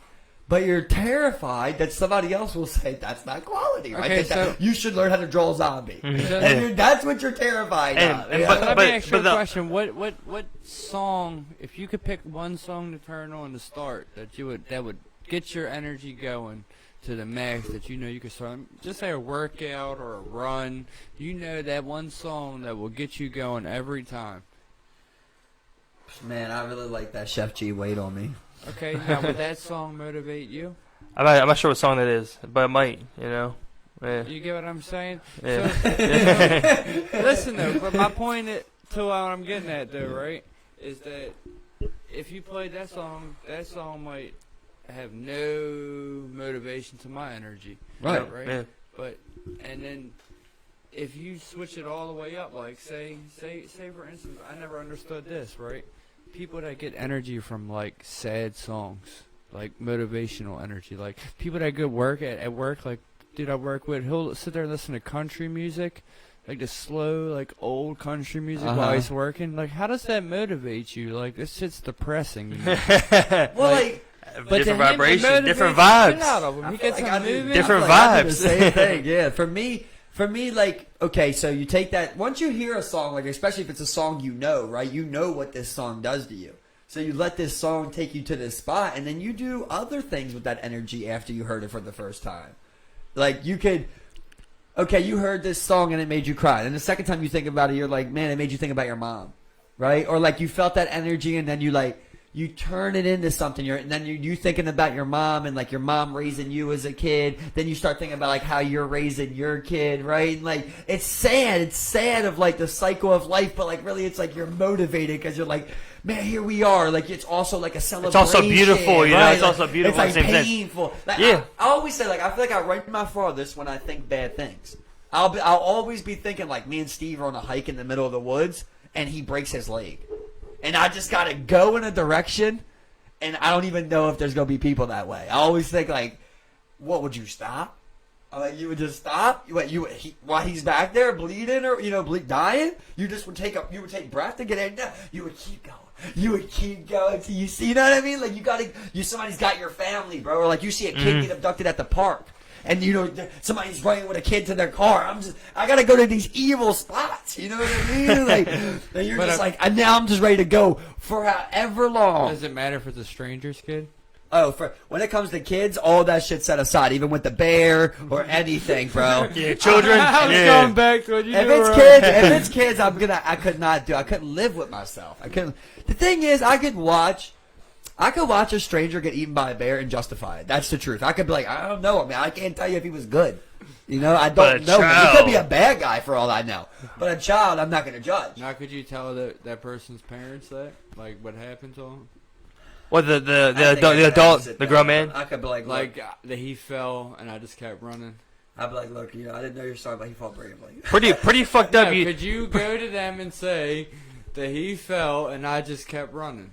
Yeah, I could say that. All right. I could be like, Do you feel you would owe it to I them? didn't say it to Steve's Do grandma. you feel you would owe it to them to go talk to them? No, I just you know? wanted to know if no. Yeah. Bro, listen, I'm not saying I've been through everything in life, bro, but I've been through some shit in life, and I definitely know to the points that you're willing to go to. So I wouldn't put it past. I'm gonna tell you, keep it 100. I would not put it past me tripping someone. I'm not even trying to be funny. Seriously, bro. And when you're in survival mode, and I think a bear's on my ass, and I don't know this person, I'm not thinking about morals or nothing like that. I've said it many a times, bro. Like I think you've got a lot of opinions, and for situations you've never experienced. And when you're there, I guarantee you, your whole mind is so much different than you ever thought it would be. Adrenaline. You thought you was gonna have more time. You thought you was gonna think more shit. You thought you was gonna be better prepared. You thought you had it all worked out, and then the shit happens. You're fucked up in the end, and you're like, what the hell just happened? And it's just like, bam, You're not prepared for it, bro. So if I'm running from a bear, my life's on the line, dog. I I can't even look you in your face and say I wouldn't kick a kid over. That's the goddamn truth. That's the goddamn truth, bro. And anyone who says otherwise is lying. It's lying, bro. I'm going. I don't care. I already told you. I'm not turning back. Those are some different types of situations where self-preservation really comes. I mean, the brain, like I said, the brain goes as far to shut itself off to preserve itself and to like maintain functionality. In order just to survive, I'm not even sure what it might make me do. What me might that's do. What I'm saying. You don't even know who that would be. There's some That's underlying survival instinct that's just like survive at all costs. Man. Say we was on a boat, right, lost in the ocean. I die. Would you eat my body on the raft? She smash I had to it. survive.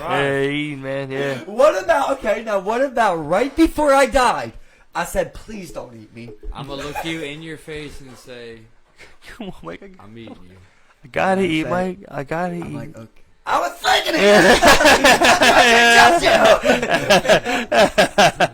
That involves empathy, though. Yeah, And no, I don't have a lot of it, so I'm not gonna be like, oh. No. That's definitely reasonable. But like, okay, if a kid was in that raft with you, I feel like I would probably still eat the kid, bro. You're just savage. You're a savage. Your survival mode. Yeah, I don't know if we don't know I thought survival you meant, mode. like if you were dying, there was a kid with me, I would tell you that he's eating the best Look. parts of you. We don't know. We don't know I thought that's survival what you meant, mode. like the kid was with me and you were dying. It's me, you, and a kid, and I'm like, bro, we're starving.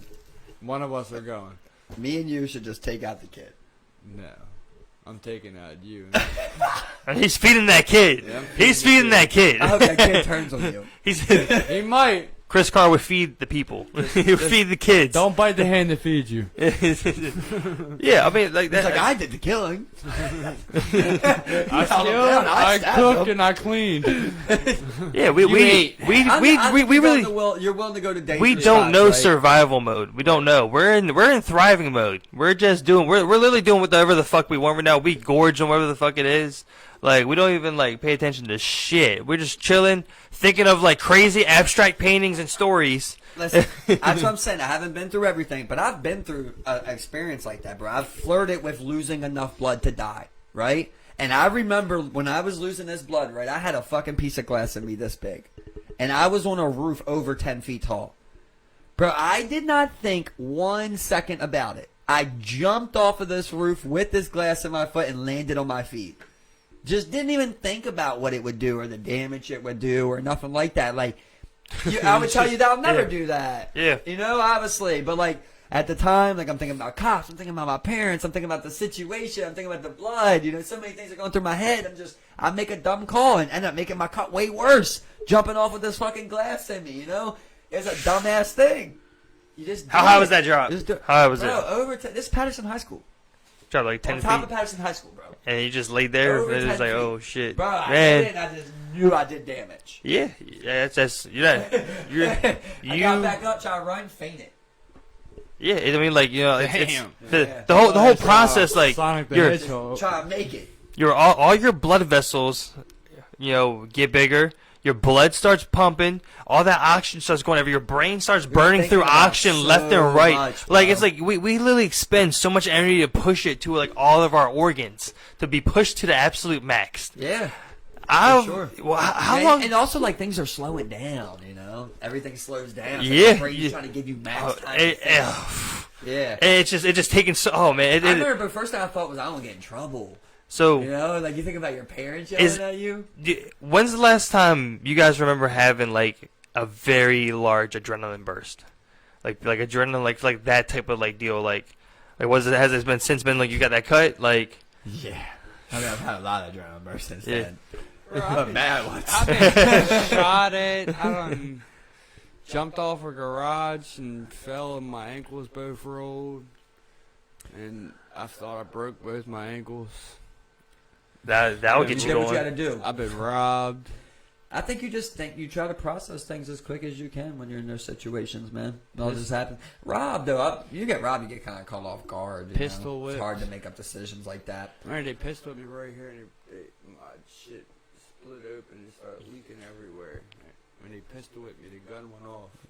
And I thought they shot me because the gun. Yeah, I can see how you would definitely think shit that. was spraying. That's My fucked, face bro. was spraying. Like if you, like literally, if you feel right here, like when I had my shit shaped up, my jaw is here and rounded here, and fucking so when stuff like that happens and you think you're dying, and I was in an alleyway and I'm thinking I'm dying, my face is squirting blood. It's like you're like, oh shit, what could I have done differently?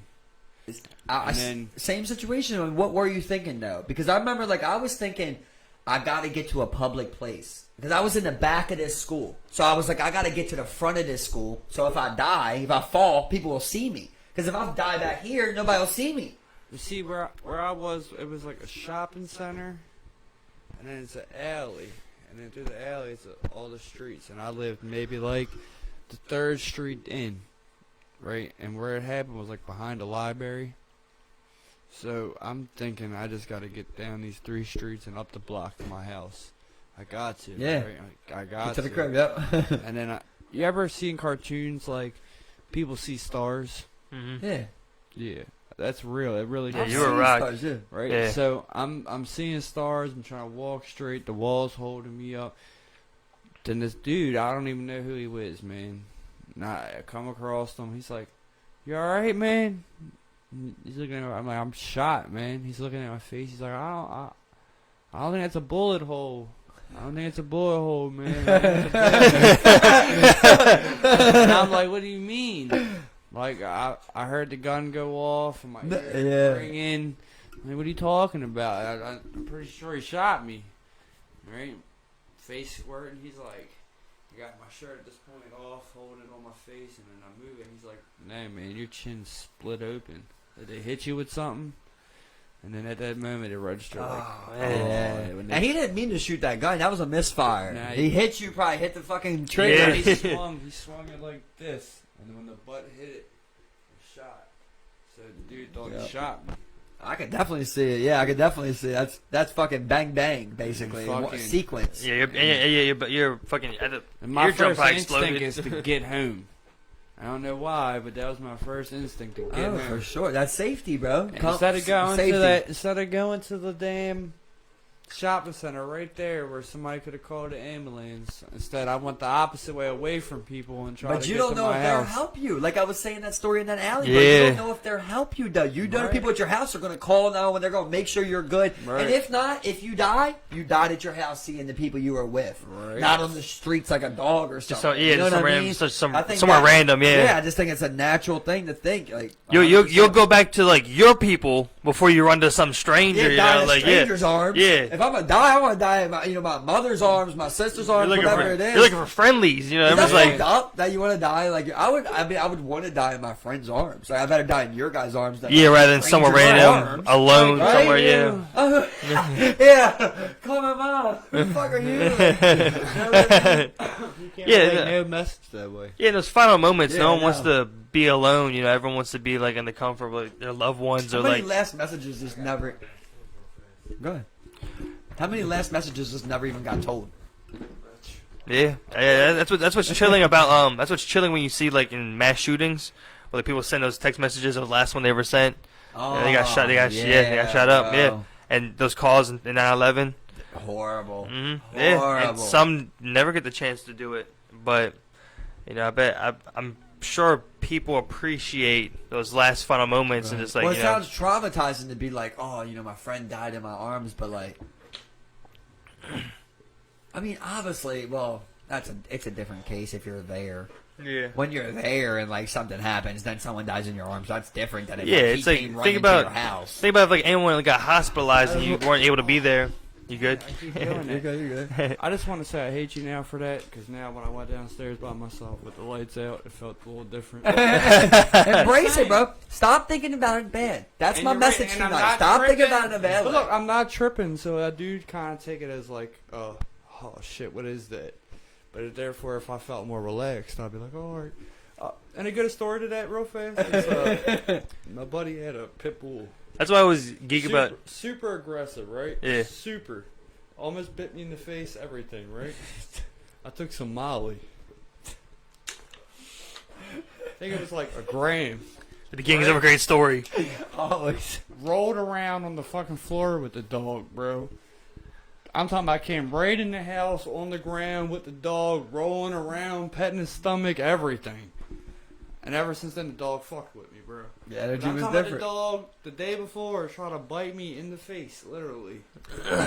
Well, this is another thing. It's like it's just That kind of a energy spiritual thing. changer. It's a spiritual thing again, you know. And But Molly changed my energy. And- Gave and that that- dog positive energy vibes. And I guess that's like the ultimate question of the night is like, what is that? You know, like, is that ultimately like the universe? Is that a higher power of some type of like? well, I don't know. With ecstasy, I kind of look at it a little bit differently because I'm not exactly sure how that's made. Ecstasy? Yeah, like at the end of the day, you are forcing your serotonin out. I'm not sure exactly. I'm sure there's drugs out there that does it. That would have a different effect on your demeanor. That would have something to do. It's like, yeah, you're definitely forcing your serotonin. That's the whole point of that drug is for serotonin to come in. Even like I remember when we was about to take that acid, you were like serotonin with this, and I'm not even sure if acid releases serotonin, bro.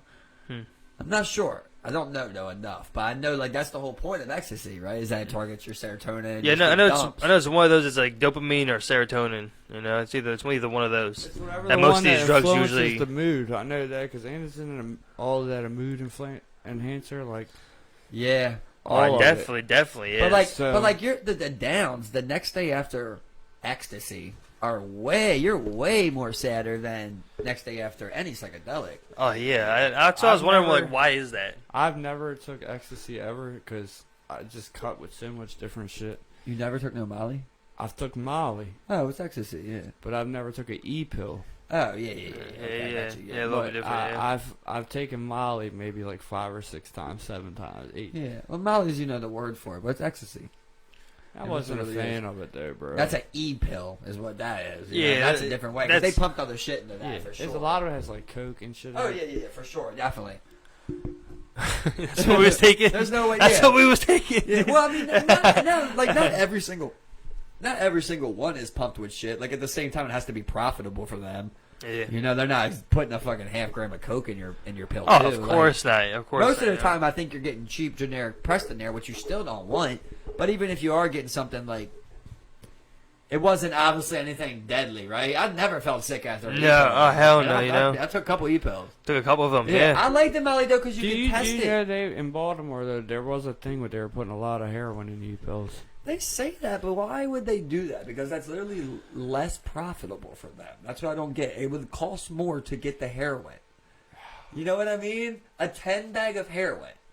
What are you gonna do? You're gonna put a 10 bag of heroin in my e-pill?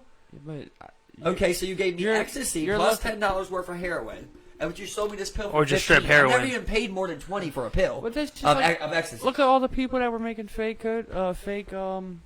lean and selling it. I mean, they got legal lean and everything now, yeah, but yeah. But do you get what I'm saying? They were making all that fake lean down in the Bro, city. I feel like, here's the thing, I feel like those e-pills we was taking might have been cleaner than the Molly that's out there. Like, seriously. Yeah, well, I think when you get into like any type Bro. of like crystal, like or like like rock drug like that, it just gets crazy, man. Especially with the rock salt, the bath salt, or whatever it was called that they were selling at one they're time. getting wild with that. They were Well, selling I I mean, mean, they do. nothing that's really all synthetic. type. That's why I like just sticking with weed because a lot of that shit you really don't know. Well, weed now apparently you don't know, but Yeah, but like, there are mushrooms, yeah, right? sure. Mushrooms, that's pretty straightforward. You get, if I'm not mistaken, correct me if I'm wrong. Don't you get your high based off of food poisoning? Yeah. Okay. Yeah, you poison yourself. Yeah, basically. Whether you like to hear it or not, Germs poison. do to you, right? They What? give you food. It gives you food poisoning, but It you makes get you the high because hallucinate. you go into survival mode, basically. That's But that's I'm why saying the food poisoning causes hallucinations, right? Yeah. Okay. that's why I have the That's most what faith in mushrooms because like you really can't do much to fake that, and like you just have to grow mushrooms. Like it's like with weed, like there's no way to fake growing weed. You can kind of like add a bunch of chemical fertilizers in it, but you can't do that with mushrooms. You can't pump it full of a bunch of like chemical fertilizers to make it like grow better. You just kind of just put it on some type of like substrate and they just grow. There's only one way to do mushrooms. That's why I have the most faith in it. Even LSD, anything you have to like kind of like mix or make it in a chemical or make it in a lab, it gets a little bit iffy of what they could put out there. Right. And mess with LSD you. I'm kind of scared of too, but when I take it, I'm like, this feels safe. And the next day, I don't feel side effects and things like that. I feel like, Oh yeah, you know? yeah, So like, definitely. it's not like I feel weird. Where I've honestly only had. I one felt time, dehydration, bro. but that's it. That's the only thing I felt was pure dehydration. Like that, like, I mean, of course, like, it was coupled with other things, but I just sweated out everything that night. So you guys are talking about acid, right? Yes, yeah, LSD, So- acid, yeah. So I was always scared of acid, right? So that's why I did the mushrooms. Yeah, mushrooms So- are a smart bet. So when I took them, right? One time I took them, I was with somebody that was having a horrible trip, and she was like the worst trip she could probably ever have. Like, she was freaking out. Mm. That was my first time ever taking them, right? She made me drive high as a kite from where I live now. I lived at the beginning of the street at the time. Thank God for Uber. All the way up to 7-Eleven on Eastern, the spiciest 7-Eleven in the world. I had to walk in there and buy her, was it orange juice? I mean, milk? Is it milk that they're supposed to drink when you're fucking flipping out or something? That'll just make me, that make me puke, yeah, that sounds terrible. it got So thick, spoiled so milk. thick, yeah. It's something that you're supposed to drink that somebody said that is supposed to help calm you. I know orange juice and testifies. I think usually milk is usually what they tell you when you drink weed, like when you smoke too much weed or think something. it's weed, Yeah, yeah. but I'm not sure about with Yeah, I don't know if acid. it really works. or I'm just saying what psychedelics. somebody told her at the time. You Yeah, drink- I you think drink it's O- but yeah, got They it. say you drink OJ to boost Yeah, it. OJ's to boost it because there's something in it. But I'd go into 7-Eleven high as shit all shrooms, man. There's 4 cops in there, and I damn near shit myself because I still got to go get the milk. But I'm high as shit, Mm-hmm. and I couldn't do it. I sat in my car and waited till they left, and then went in there. That's the thing with psychedelics. Like sometimes they feel, or like almost like overwhelming. It feels like almost like That it's shit's too much. Scary to me. Oh yeah, it's definitely scary. You know, like your perception of the world 100% changes. Like the things that you read from people become way harder. Like social cues. Like, you know, when you're sober, like, or even just smoking weed, something that doesn't affect you too much. You're talking to somebody, like, you see how the conversation is going. You're like, you know, you see how things are bouncing up. I feel like with like shrooms, it gets way harder to pick up on like how people really are like responding and reacting to you. Like, so it makes like people like almost scary. Like, especially people you don't know. I mean, cops are never next level. That has to be terrifying regardless. But like the shroom. See, and what's crazy is because when I took the Molly, right? I just wanted to dance and shit. Like half time I was at like a little basement party, right? Mm. Just wanted to dance and shit. But when I took the shrooms, I could sit there and watch certain music videos over and over again with colors and shit like that. And that's just so much funner than just sitting there sweating and dancing and sweating for fucking 6 hours of fucking high off Molly. Oh man, I love that dancing shit. That's the one thing I really enjoy about the Molly is the Well, fucking that shit dancing will shit have that like you go dancing through. and drinking water like it ain't nothing. Yeah, and that's the one thing that I So, like. which one do you prefer, though? Is my question. that was I getting to. prefer psychedelics, mushrooms. Like I think like what they. Oh, I mean, I like the If I Molly had too, two but like drugs, I'll take if the I had shrooms. Molly or shrooms, let's just keep it at two simple ones. Straight up shrooms. How about Shrooms, you? 100%. Shrooms, 100%. My favorite drug is definitely No. But- Now don't base off your favorite. If you had to base off your trip that you wanted to do, right? Like if you wanted that specific high off of the shrooms or the Molly, which one would you prefer? Well, what specific high though? So- That's the thing. So like, did you do the color aspects of everything coming to life, or like moving, or do you like that rush? I like both of them. I do. Yeah. I, really I do. get that, but I I'm really do. saying It which depends one on the would moment, you you prefer? 9 times out of 10. I prefer the ecstasy for sure because I feel like there's something special going on with ecstasy, and you're not gonna get the same exact like visual effects. There's really no visual effects that go along with it. It's just like lights, kind of stigmatism type shit, you know. Like there's really no visual effects. So Stigmatism. it's hard for you to really realize like the effect that it's having on you, and I think that's why a lot of people. I don't know if you. Once you've been around the game a little bit, like a lot of people look stupid on Molly. It's like a common thing. People that do like, you know, acid or shrooms, they're usually pretty quiet, or if they're having a bad trip, they're like, shut up. People on Molly, when it's going bad, they're like usually more talkative. They're like expressive, and it's just Their I jaw's think going. Just, They don't really understand. That's what my problem was. My jaw, bro. I was with it. That's what I'm saying. Like it's almost like.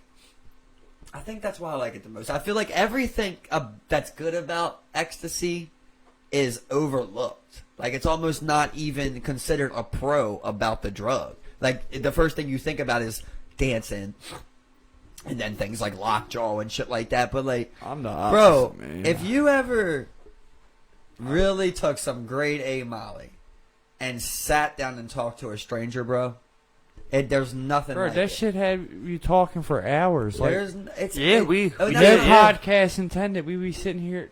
But that's what I'm saying, though. You're able to function. You're able to have that combo. It's Where, like you have a clarity. yeah, At the bro. same time, and you're you're like open and like you're happy to and have things it. aren't so fuzzy, you know. Like Nothing. things are That's very what I'm clear. saying. That's what I'm saying about the acid Yeah. and the mushrooms. Yeah. Like, you literally can't even talk to someone. Like, I couldn't talk to a stranger that wasn't on it. They just we'd be in two different realms, you know.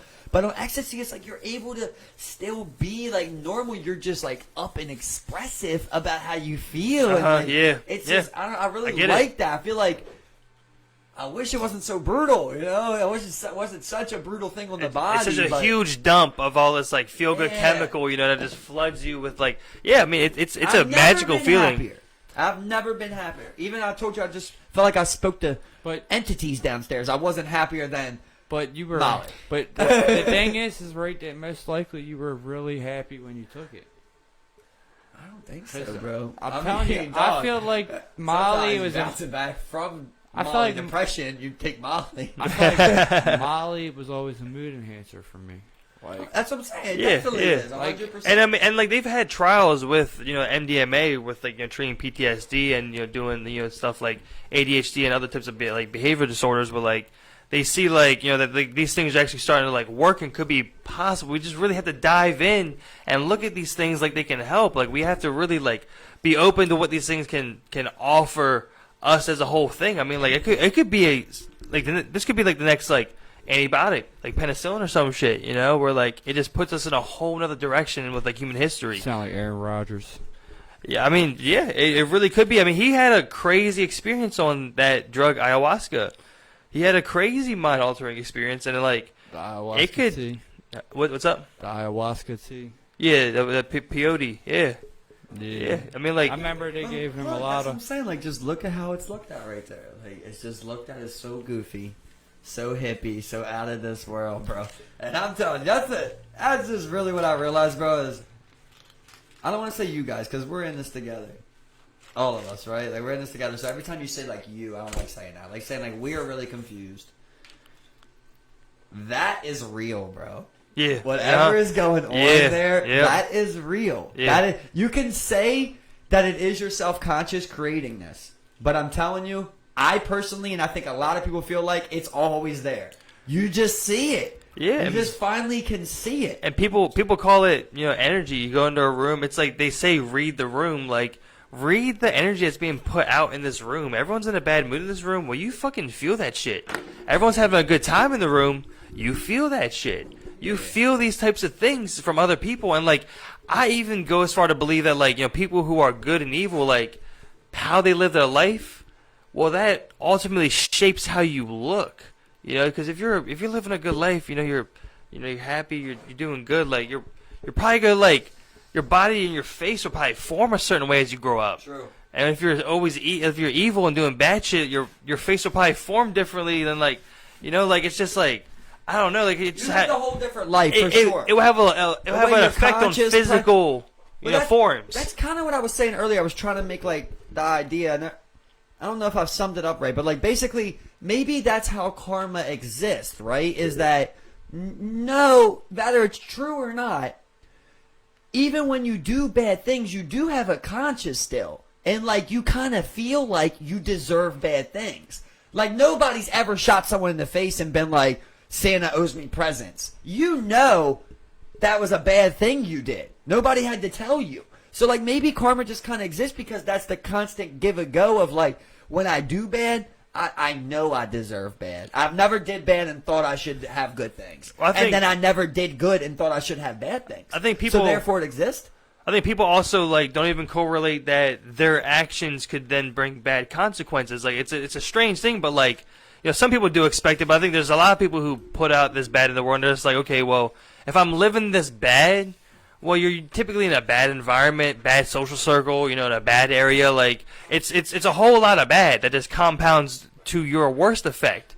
So like on the same flip side, doing these positive things would compound and push you in a more positive direction, in a more positive circle, That's what I'm positive saying. area. Misery loves company, right? So like if one person's Wrote this miserable, one very nicely.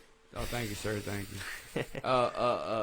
Misery loves company. So like if one person in the room is miserable, their energy is just gonna bleed on everybody else in the room. Even if you're having the greatest day, and you go around somebody that's just miserable, You feel that too. And that's Like, the why thing. is you zapping your from me? energy itself. Listen, you try to remain humble, right? They're We riding talked my about it earlier, wave. like everything. They're try to riding remain my humble. wave. But that's like in that book, right? The art of war, right? War of art, right? Mm-hmm. Like that's what it explains a part of that where like there's a jealousness that comes from people that can't create, right? And that means a million things, like having your own ideas, expressing yourself, all of these ways, right? And they at the whole time they can't create. Thinking too much about his blood is they when they see that in somebody, right? When they see like that if a person they don't like create a good piece of art, they naturally want to degrade the art because of how they feel towards the person. Right? And that's a hard thing we have. We've like talked about it before. Like, what do you do when a good artist does bad things in real life? Can you still support his art? Like Temptation XX, right? Like he's beating women up, but nobody's denying them the music he's making is horrible, right? We're saying it's good. Right. Like so it's like Ray Rice. Can he play again? Like there's these things that go on. There's like people want to attach their self to these things when they're not it. And it's like trying to say it from a humble point, right? Of like, so if you've got that person in the room that does brighten everybody up, like the person that isn't like that, they usually want to bash that person, bro. Like especially a man, right? Like you're so dominant with women. So say I walk into a room, you're not even talking to these two women in here. But when I come in here, I lighten the room up, right? I'm like, what's up, ladies? How y'all doing? Yeah. What y'all doing Yep. here? I dab you up, right? Instantaneously, subconsciously, you already feel some type of way about me. Because now I'm a threat to these women in here. Right now, they're leaning towards me, even though you didn't even say nothing. What'd you say about being humble? It's naturally. I'm saying like this. I'm joking, bro. I'm joking, bro. You get what I'm saying? Like, so, like, especially with women. Because, like, I was talking the other day, right? Like, bro, it could be, you could, imagine, since you was a kid, bro, playing sports. If there was one shorty there, you would ball the hardest you ever balled. Did not matter even if she looked good. You was balling, you tried to show, right? It's this natural thing that's inside of us. And when people don't have that, I feel like they do feel a jealousness, bro. They do feel like, man, like, I can't get that.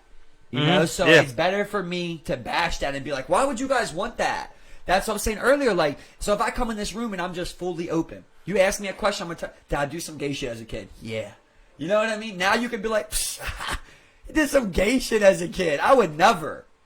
But you couldn't stand on that until I spoke my opinion because you wasn't going to say yours. Right. But now you got something to bash. Now you can feel how the room is if everybody's laughing. But that goes back to that comedian. The last time we were here talking, that comedian that came out and said he got sexually assaulted by that dude with Down syndrome, right? And everybody laughed. All right, based off the reaction, he could have made it a joke. It could have been a joke from the beginning. Nobody knows, but he could have been coming out trying to cry for help, right? But then again, everybody laughed at him. You know what I'm saying? So therefore, now every day goes by, they can use that against him now. Bro, Instead of supporting him like that, we're supposed to. And do. we want us all to be sympathetic and open like that, man. Yes, yes. And I think that's like it's overlooked, bro. Like we're talking about it, but we're not really doing it. You know, like if I'm calling you my friend, bro, I really want to know like what are your dreams, bro? What are you working towards in life? And I want to help you get there. Right? But we can't even have these talks. It's like they're funny talks, you know? Instead, like, we all go our separate ways. We've got to work these separate jobs. You might meet up for a day at the bar or something. You might smoke some blunts, but, like, you're not really, coming together as a group, even though you see these people and you're like, man, this person's got something, and you think you got something, but you don't come together to build anything. We're not living what we're saying. Yeah, you know? and I think I'm not sure where along the way we became this way, but like we've really made it to where like it's a cliche thing. It's like a thing. It's like it makes people do like eye roll.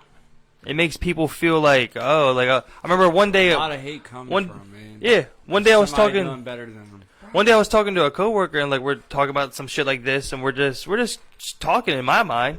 And someone over here is like, oh, they're getting all spiritual over here. It's like, and it's like, no, we're just talking about like things like openly as humans that like make us like this is how this makes me feel. This is how I feel, and like this is where the world is Mike perceived. said about just being able to state your opinion. It's just so hard nowadays because everybody wants to perceive it how they want to take it. Right, and here's the sad part, right? Here's the real sad part. We're very sad creatures where the truth is, why do you even state your opinion, right? Because you want other people to hear you. Right. You want other people You want other people's advice. to hear them out, tell you what they think about yeah, things. yeah. And how good does it feel? The truth is, how good does it feel when someone gives you their approval? Oh my God, bro! But it takes And you back to compliments. And It takes you all the way back to compliments. Like, it's hard to take a compliment. Like, for It you, is, per bro. se. It 100% If is. you did a great job on my windows when you came into my house, if I compliment the shit out of you, it's going to be hard for you to accept. Right away, I'm thinking he says that. He'll say that to anybody. Right. He just says that. That's you what I'm don't saying. even. It's so hard for you to accept it, even though I really think Yeah. that you did Well, that. you know when like somebody takes a special moment and says a little bit extra, you feel real sincere. Like you feel sincerity there. Like one time I did this lady's windows. It was like 8 windows in her house, and when I got done, she came up to me. She put her hand on my shoulder. She's like an old black lady, She put her hand on my shoulder. She's like, "I really appreciate you. You did a great job." And it hit way different than any time anybody ever said. I was just like, "You're welcome. I'm so glad I could do that for you." Like that. The approval feels so good. It really does. feels bro. better than the tips. It does, but that's all. That's all. Sorry, but you're that's good. all topsoil, right? That's all top tier shit. Like that's something you can look at, and if I did that right. If your window's in. You know what I mean? Like if I say thank you when you do something for me. If I say ma'am. About my manners. Like there's levels to approval, right? And all these things you could be like, oh, this person's a good person or whatever. But then when you come to things like art. People are super scared to share their art because of approval. Like, you're afraid that somebody won't approve of it and that you'll be outcasted and weird, But, like, that's also, like, what makes, like, art really beautiful is, like, the art is really all about the reaction, whether, like, you have to live with it being positive or negative. Like, that's what art is meant for. Ultimately, at the end of the day, like, it's like... art tonight. Yeah, it's going to be received. It's going to be received differently by people differently. And Mike says you just want this. Leonardo DiCaprio shit tonight. Yeah, I mean, like, everyone should have, like, a creative outlet to, like, really, like, show how they feel about the world, anything, for instance, like gay people. That's why it's so hard for them to come out, because they're so scared what everybody else is going to think of them. And it's just hard for them to come out and just say it. Like a lot of people are even... I'm not going to never say no names, but I had a buddy I used to work with that was gay as hell, right? And he had a kid to try to seem like he wasn't gay. Then he finally came out, went on a whole run. I dated tons of dudes, okay?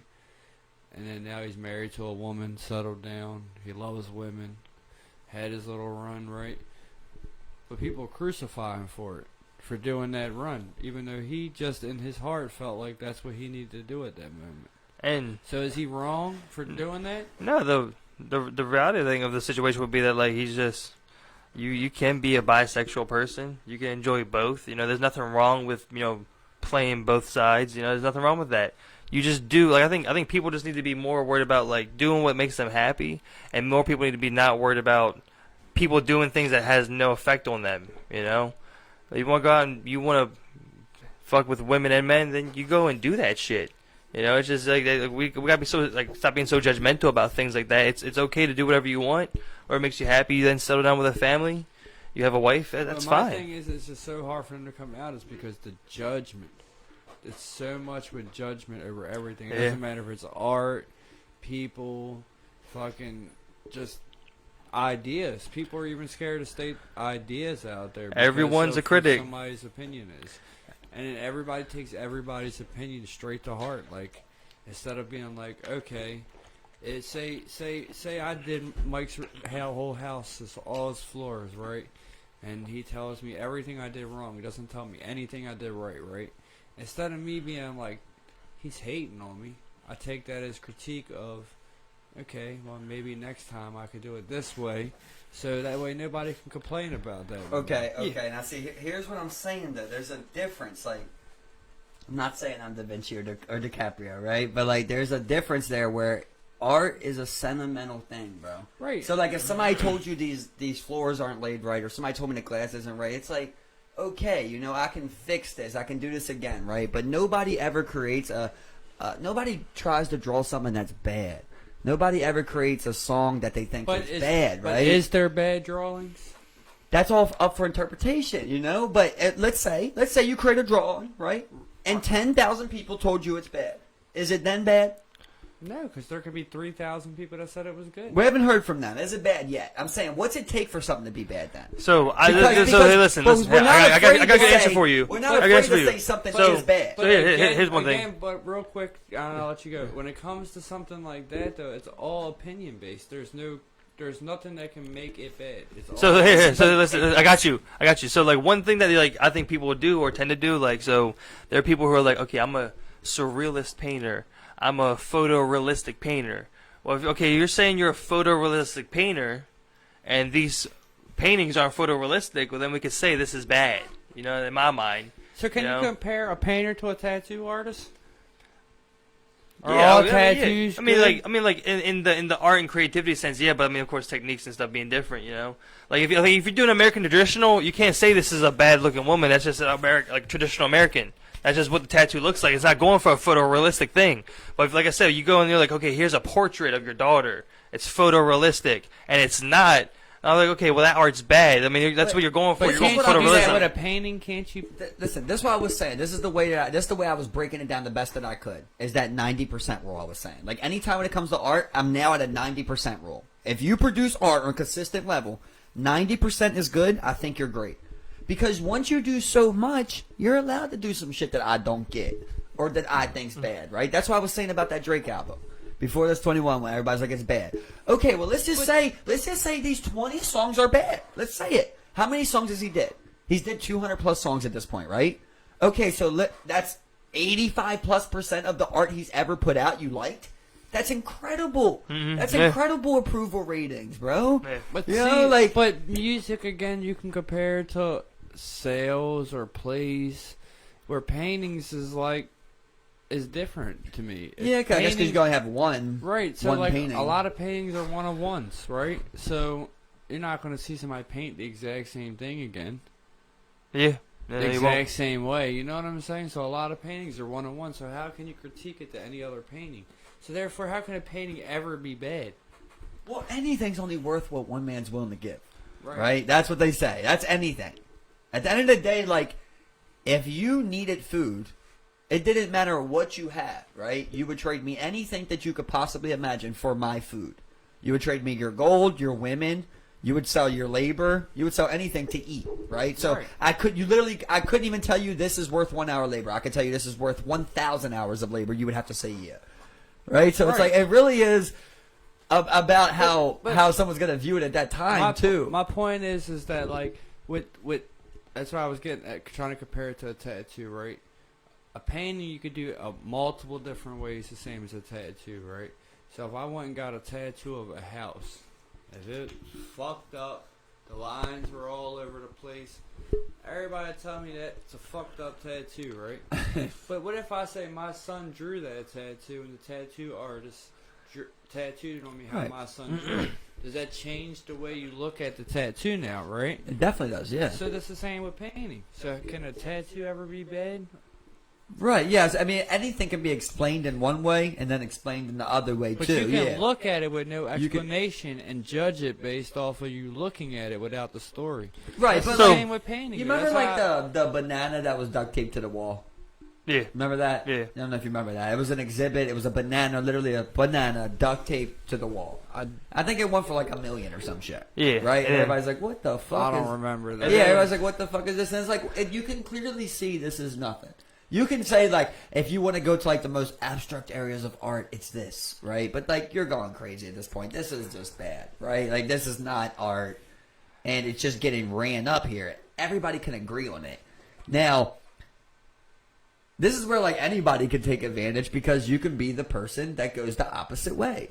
You can come in there and be like, oh, you guys just can't see it. Now you're the mysterious one who gets art that no one else gets. You know what I mean? So I think that's what happened with that. But for the most part, we all looked at that banana and that duct tape and was like, this is stupid.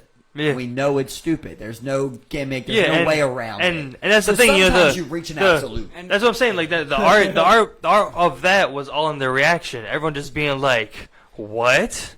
What, this banana on the wall? And then I remember there was the guy. Remember the guy who there was a guy.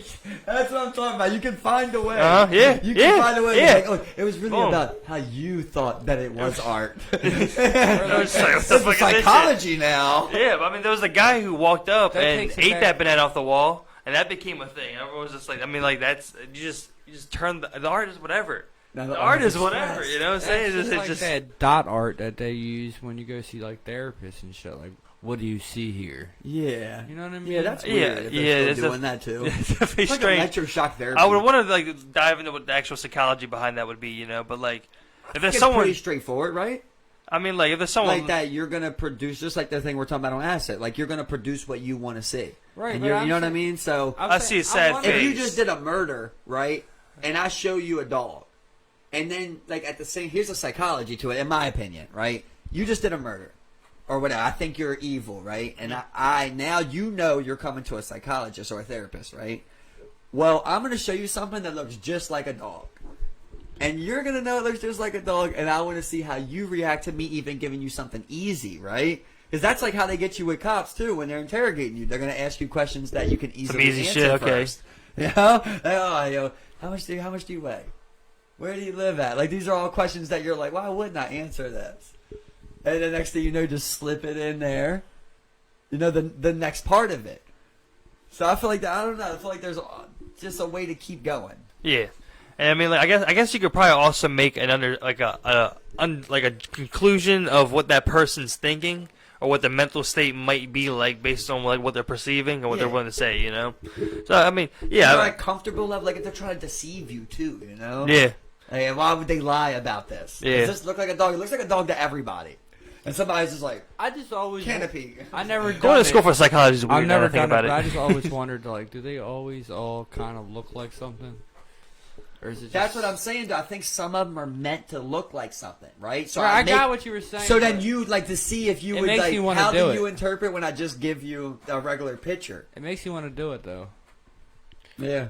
Yeah, I guess. Yeah, I mean, like, because you're colorblind too, aren't you? To a You have a degree of colorblindness. Yeah. Yeah. So I mean, like, you never knew until like you kind of like did that test. You know, Yeah. I see, like, it'd be cool to see like a legit Rorschach. But, I mean, thought I was colorblind. They There's said- no way they're they making on the spot Rorschach tests for people. You know, be like, there has to be like a standard. Affected. See, that's my thing. I think you're always biased, knowing where you're at and what's going on too, though. And like, it's not like, how could you be 100% honest of what you're seeing on this card if you know that you drove to this therapist today and this is a therapy session you're paying for, and they're showing you these cards? Like, you're not going to tell them the absolute truth. You think a child molester is going to be like, I see me on top of a child? No. No. You know, you're affected by it. You know the situation. You know, so I think it's like, it's kind of just goofy to me. It's literally, that's what I said. It's like electroshock therapy. It makes almost no sense, bro. There should be no way they should be using that. They should not use that at all. There's a lot of shit like that that's really weird, like a polygraph test. Like, it can't even be used in court. But if you deny it, it makes you look guilty. I think it's weird to even be like a psychologist. Like, you're trying to like dive into the human psyche and define what like every single person, like how they're like everyone's wired. You know? To what degree does it make you be able to classify somebody crazy or not? Yeah, exactly. Well, I guess you go through enough schooling and get good grades. Yeah, but And I've personally seen them. so what degree does it make it okay for you to classify? Oh, it doesn't. You know what I It mean? doesn't. Yeah, it does. That's Like the a problem. Judge, I understand you learn enough about law. Okay, you can do sentencing. All right, I get it. But like, how do you really know if somebody's really crazy or faking? Dog, and here's my thing. Like, this is my whole argument on this thing. Now, half of this fucking therapy is through a goddamn screen. Yeah, everything. You know what I mean? Everything. Yeah, computer. I've personally seen, bro. I've personally experienced and personally seen these therapists way overstep their boundaries in people's life. And this is a woman that Relationships, everything. Bro, for real, 100%. And Kids. a woman that's never even met her, never even seen her face to face. She pays her to see her through a screen. Like, it's goofy, you know what I mean? And you're sitting here giving advice on someone's life that you've talked to twice a week for 3 weeks. Like, and just blows my mind. You've gone to school and got enough grades for it, like. And now you're just like you. And I had to learn a lot. Like, I didn't know that a therapist and a psychologist are different things. Yeah. A psychologist is the one that gives you the drugs. Yeah.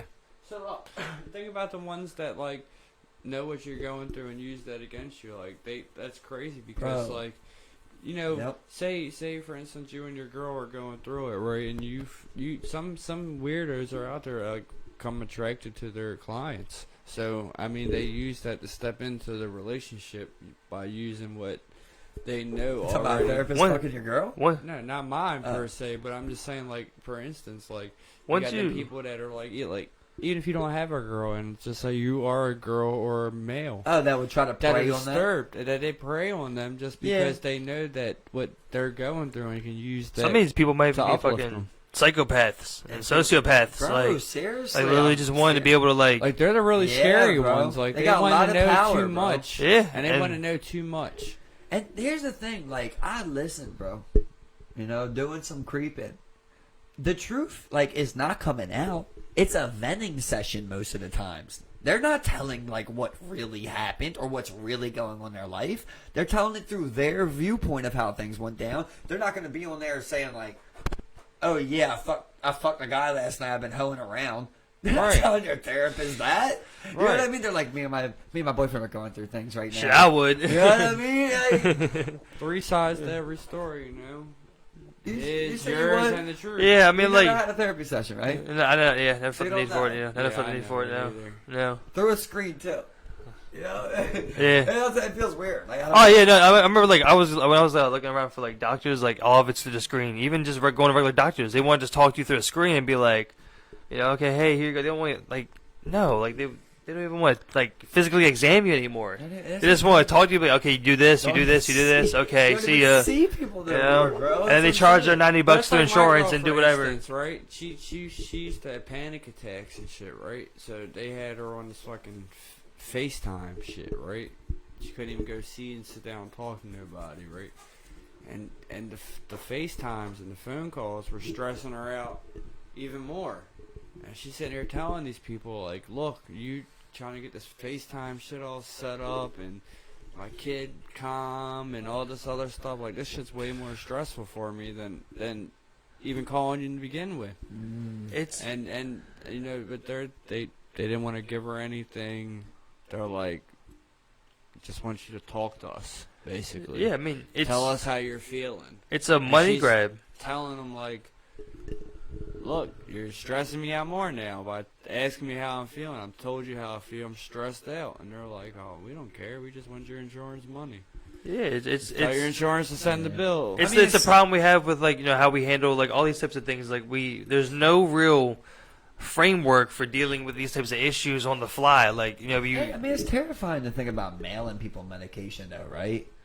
Like, you should not be able to. The only time you should be able to get mail is like if you've made an appearance first in person. Right. You know what I mean? I don't think you should just be able to go online and talk to someone and then prescribe you through a screen and send you something. I Yeah, think it's all weird. first Yeah. all first conversations though should be in person though. Yeah, But that's it what makes I'm it- saying, After yeah. that, But- after that screen, okay. Once you're established, I can it's- see it. Like, especially for elderly, like you're Right. gonna send them their shit. You don't want to have to keep coming Yeah, here. I'm it saying- sucks they're gonna like incentivize this because like it's gonna change. It could possibly change like how medicine is done, and where like you do not get physical examinations, they don't see you in person. Like that's a big part of like physical care, you know, and Yeah. shit like that. You know, and prevention overall. Like, and then next thing you know, it's gonna be all these scheduled telehealth cheap visits that are just pushed through insurance for money, and it's just There's it's there's got to be something new that's coming, bro. I Yeah. was just thinking this, right? Like, there's got to be a new way figured out because at this point of knowledge, like we can look up, like with my arm, right? I was looking up like what I needed basically. I knew like I needed one of these 3 antibiotics basically. But I can't get those antibiotics without going to be seen. I don't have insurance, so I have to pay to be seen. This person sees me for 5 minutes, says the same thing I already know from my research, and then prescribes me with something that I can go over and get. It's instead like that. The prescription cost me $14, and this cost me $150 to be seen for 5 minutes.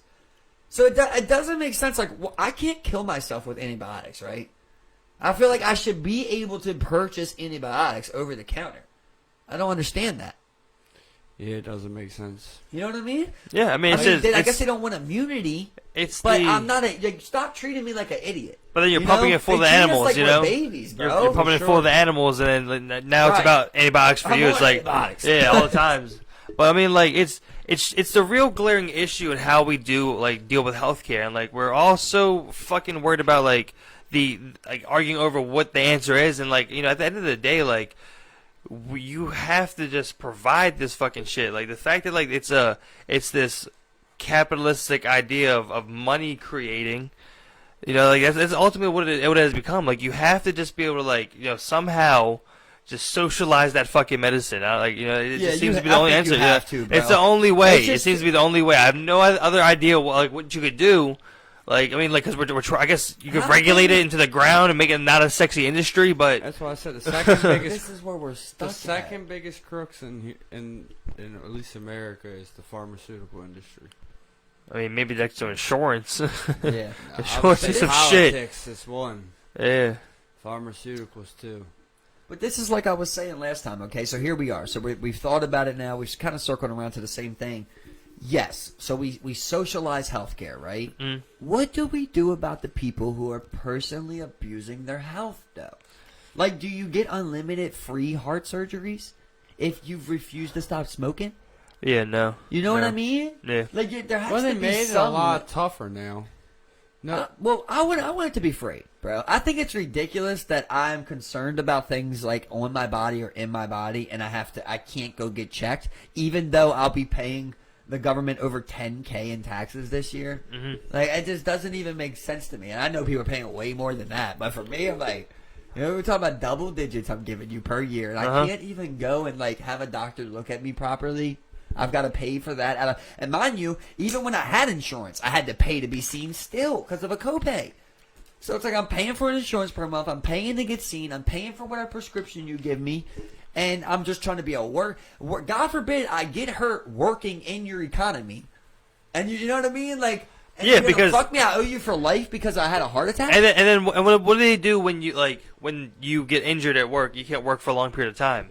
They'll give you you're guaranteed up to 6 months, 50% of your salary, and then every additional month after that, it's only 30%. That's what they'll fucking do to you. But you could get a lifetime warranty of perks every month for that injury.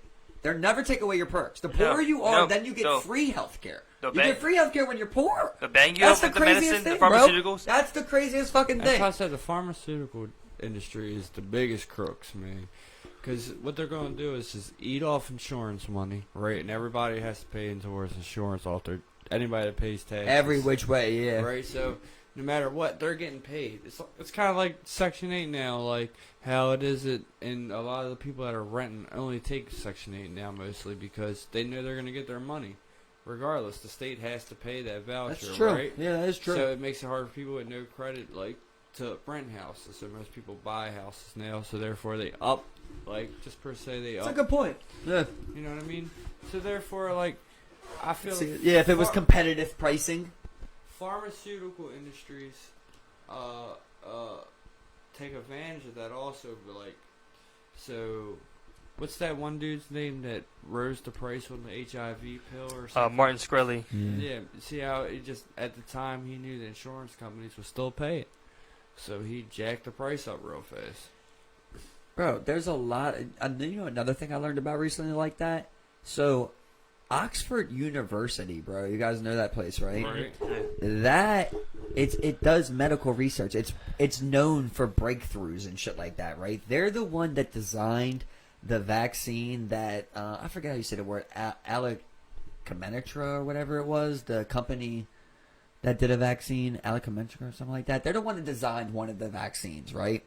Well, back in the 50s or 60s, whatever it was, they were the first ones to break through with antibiotics. They figured out how to give you penicillin. That was the first antibiotics. That was done by Oxford University through medical research through a university, a college, right?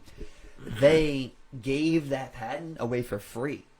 But then the pharmaceutical companies just used that patent to go make billions of dollars off of penicillin. Yeah. So it's like even when people do good, they still, the same thing with the polio vaccine.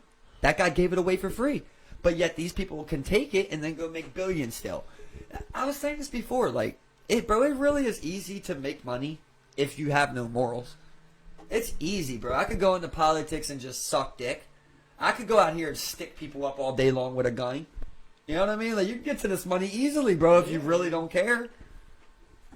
If you want to have it, if you want to get it morally, it's like, you know, you work, you build something. It's like it's the honest grind, you know, like you were talking about earlier, where people are trying to build companies off the ground, whatever they want to do. I mean, you put that time, you put all your life into it, and then you reach that pinnacle of success. That's the only like way to really get it out the mud and like really like, you know, like you have to just work hard, whether it be like the music, or you know, your farming business, or you own a fucking print shop, or I mean, all like, of that literally is based on you open karma, up. though. It's all that good, you know? It's like... You think that's all is like mixed in with karma there? Well, when you're talking about doing all that good, it's like, because you think karma, right? Like, that's what we were talking about earlier. Like, you think there's karma Well, there. I mean, like, you think, like, what else are you going to do? Like, you know, like, you can go work at a company. I think when I think of, like, karma, I'm thinking more like giving that guy on the corner $1. Might, like... Right, but see, that's so sick. I mean, we all think that, but that's so sick that we're like, if I give this $1, that means something good will happen. I'm not saying necessarily look at it like Right, but something good's going to happen. But here's what I'm saying. Remove the thought of karma. Remove that karma exists. You don't give that guy $1. I mean, that guy does not get that $1. That's I don't think that's coming back. That's where you have the ultimate good, though. That's not necessarily true. Because that guy might not get that $1 because 9 times out of 10, the people that are asking for the $1 are asking for it to get high. They're not because they want the $1. A lot of people of them, like on Dundalk Avenue, a lot of them people have. Yeah, that's the opposite way of looking at it. But the people that give the $1, right, 9 times out of 10 expect it to come back. Right, I get that aspect. I get that part of it. How I look at it per se is if I give that person $1, hey, maybe I might not fucking have such a bad day today. Yeah, I do similar things like that. Don't get me wrong. I definitely like or if somebody's short in line in front of me, I might just be like, I got that. Yeah, for sure, bro. You know, I'm not. I try to find. I'm not gonna film ways. it and put it on Facebook or something. Like I just pay for this person's breakfast. Shit, I need the views. Like. Or I'm giving a homeless person a bag of food. Like, oh, look what I'm doing for the community. I hope I get it back. But I'm saying at the same time, I'm like, damn, I hope my week's pretty good this week. Right, and I always try to think about it like next time you have a close call, think about that time you did something good. Yeah. I almost had my head on the corner of the cabinet the other day. I had it open. I came up real fast. I was like this close. And I was like, man, that probably is that one thing I did. It might not have been that day. And could have been 10 years ago you did that good thing. And then, like, you were just, like, owed one in the universe somewhere, right? That's a good point. Like, that's a good point. Like, it literally could be anything. Like, you know, like, oh, you had exact change. You know, exactly. You know, oh, the bus was on time. You made it to the gas station. You know, yeah. It's like, it comes, you got to be able to see it. Yeah. That's how I look at it. I don't look at it like car really just need oil change. Like I don't look at it like I'm giving this homeless person $1. I might find $100 on the street later. You know what I mean? Some people look at it like that too. No, but at the same time, like I feel we all do. The truth is, let's just say it for what it is. We all do want the approval, though. Like, that's what I'm saying. Like, let's say you started a charity. Like, you want people to know that you have a charity. We want, no matter what you're doing. That's why I named it the Baker Foundation, the Noel Foundation. Right, is no matter what you do on this planet, I bet you're gonna want other people to know you did it. Yeah, your credit, your flowers, like your flowers. It's like a recognition that I'm alive. Yeah. It don't even gotta be praise or nothing like that. It could just be a recognition that I was alive, right? Like, if no one else was there, it's so fruitless. And I mean, like, and we all feel like we, like, you know, with what we put out in the universe, that like we deserve something in return to an extent. Whether it be like, oh, the love I put out, I deserve that same love back. You know, like, or you got something to give, Mhm. right? Because like I was thinking about like Chris with his kid. It's like, okay, let's say Chris raises his father. Did you have a father? Fuck no. Okay, so you had no father. He raises this kid, right? He raises a good son. Your son that goes on to exceed all expectations. Now, like, he also thinks like he has something to teach the people, right? Like, I can show you how I did this. If you're a good person, you want to teach people. So if you know how to do something, you like want to tell them. I've been there, though. You know what I You're mean? saying, because I raised my son, so I'll be wanting to give people tips. Exactly. That's what I figured. But then, no, I'd be like, who the fuck am I? That's their kid. If that's what they So want. random people, but like I didn't have a dad. So if me and you were boys, I just had a kid, bro, and I was talking about something, and you was like, bro, well, like this what I did. So that's what I want. You know what I right. mean? But see, not strangers. Yeah. I'm a fucking stranger. I'm never Fuck a talking stranger. about a stranger. But I'm saying, like, for instance, you don't understand how many people say that, and then when they have their own kid, they get envious of when you give them advice. Like, I got people that have had kids. It sounds crazy. They had kids, and then you're like, hey, when they first have their kid, they're all open for advice, right? You tell them like da da da da stupid shit, like, you know what I mean? It's just shit that you can realistically Google, but like, you know, little small side cuts to different little things, and you tell them, and they're like, oh, okay. But then when you tell somebody, they're like, why are you telling me how to raise my kid? You know what I think that so is, then bro? it's a thin line, right? So then do you keep telling people stuff? I always look at that like, to me, that's how much somebody else values you as their friend. You know what I mean? Because like, if Steve was to say some shit like that hurt me or something like that, I wouldn't say something like that or reply in that way, because I would go, why would someone that I care about and someone that I value try to hurt me that way? Like, clearly I know you're trying to make a point, right? You're being brutal for a reason. Right. Or like, you're saying this for a reason. Mm-hmm, yeah. So if somebody's just like, why would you say this? They disregard your mind, you know, your friendship, your brotherhood, whatever it is. Like, I feel like they're really downplaying who you are. And like, obviously, anybody who loves you would be like, Chris ain't no sadistic, cocky, I need praise type motherfucker. You don't got that ego, right? So if you're saying like a tip, they should know it's coming from a good side of you, where like, Right, you're so- like, this, man, but- that was hard for me. So therefore, I just stopped stating my opinion. I let people raise their kid. Now, if you ask me something, it's different.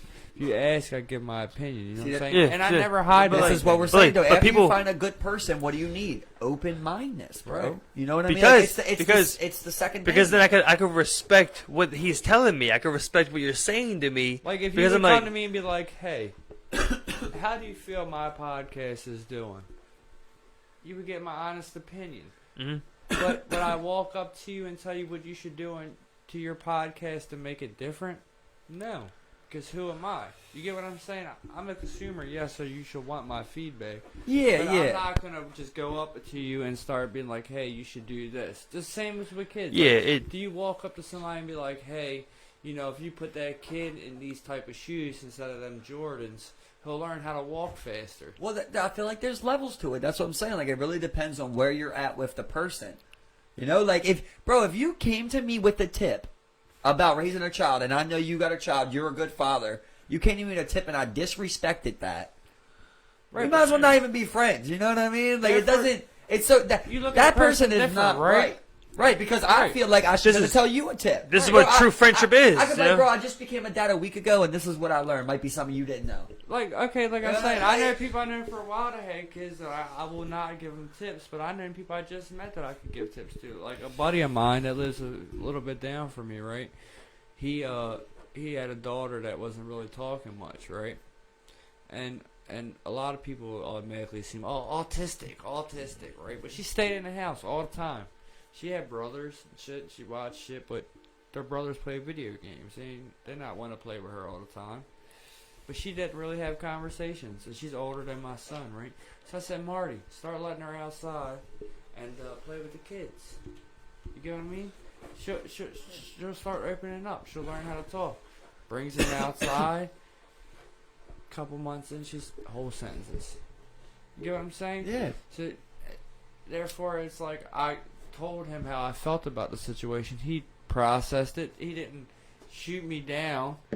He listened. He did. That's it. a good it worked, idea. right? So therefore, I feel comfortable to him. Where if I feel like his kids are doing something, I could go up to him and be like, "Hey, look, maybe you should do something like this," and then I'll feel comfortable to do that. But if I come to you and I'd be like, "Hey, again, I'll use the walking for instance, because that's a big thing kids do in talking, right?" So yeah.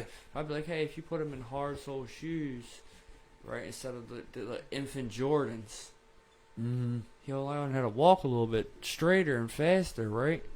But then you were like, "I want my kid wearing Jordans." I'm not going to give you no more tips. It is what it is, But yeah. you get what I'm saying? That right there, your comment is disrespectful enough. Instead of be like, "Hey, that is kind of smart. I might get a pair, but I kind of like that he wears the name brand shoes." Right, you know what I'm right, saying? right. Yeah, response Saying and it response. like that.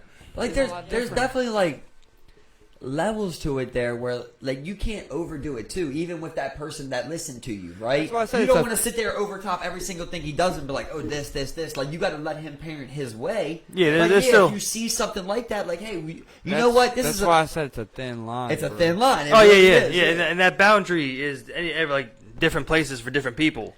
That's You know? just like- Well, you can't be like, "Oh man, you should have hit your kid." Like you Yeah. can't say shit like Yeah, that. Oh, no. you should have whooped him for that. That's when I'll be like, "Mind your fucking business, bro. I'll whoop my kid if I want to whoop my kid, yo. If I decide to whoop my kid, I'll whoop my kid, okay? They're not going to be telling me to whoop my kid. But, like, if you was to say some shit about walking, like, I'm listening. You know, talking, problems that I'm having, potty training, yeah, I'm listening. fever, shit like that. You know Yo, what I mean? 100%, 100%. This is the thing, like, you know, for How me, many like, people can personally, really hear about I want all tips, But a lot- whatever life hacks, whatever they are, like, however to make this shit easier. But it can However get make this bad. shit- But It can be bad, you know. right? And then, like, delivery even, like, is a we're- big thing. You know, we like to think, okay, we're at the point of, like, we're super close, but I still don't want to say a hurtful thing to you. Yeah. You might be like, I gotta say it, but you still don't want to hurt somebody, Well, right? even though, like, per se, you don't know me that much from the past, right? So we got like a little bond now, like where you're a little bit more open with me now, Mhm. right? You can sit and converse with me more now. Yeah. So it's like I feel that I could be a little harsher on you. Not saying that I would want to hurt your feelings, but now I feel like I could be a little bit more open about you to you. You get what I'm saying? Yeah, And for that's- sure. So for it's sure. like that bond also grows as well too. So it's like where I knew Newell a lot longer than I feel like I known you, even though me and Newell don't really know too much about each other. You get what I'm saying? So it's like it's still I could be a little bit more harder on him than I can be on you. For Yeah, oh, sure. yeah, For yeah, sure, yeah. yeah, And, yeah. and it's all about like the two parties involved, or anyone involved, really. That like, you know, to project this type of openness and open this highway for conversation. You know, like that's the whole point of like, Right. you know, like yeah, that's like one thing about the podcast that like we really like thought about. Like we really hope that like you could just really offer a place for people to come and talk, and like we can really be open with people and discuss ideas and way that like things to solve things and come to a common ground. You're obviously doing something right if you want multiple people on the show all the time. So I'm just saying you gotta be doing something right. But like, you know, like when you lay out, Surprise guest and all. you yeah, you try to give like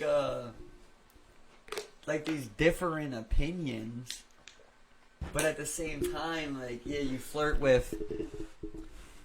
You're trying to build a like also once like see the thing is once you're close once I'm close with someone I then expect things from them too, right? So like that's why we was kind of talking about with the thing with like the girl. Like once I really am hoping somebody's doing good, I expect you to do good, bro, and I want to help you do good. See, so that could lead to a huge it can. disappointment, though. It can, but like that's where we gotta have that understanding, right? Like when you talk about building a bond.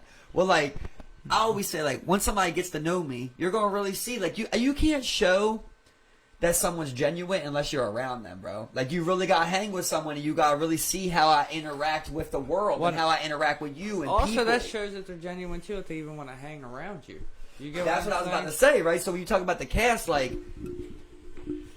just like we're talking about with approval, it's nice when somebody asks you how you think about something, bro.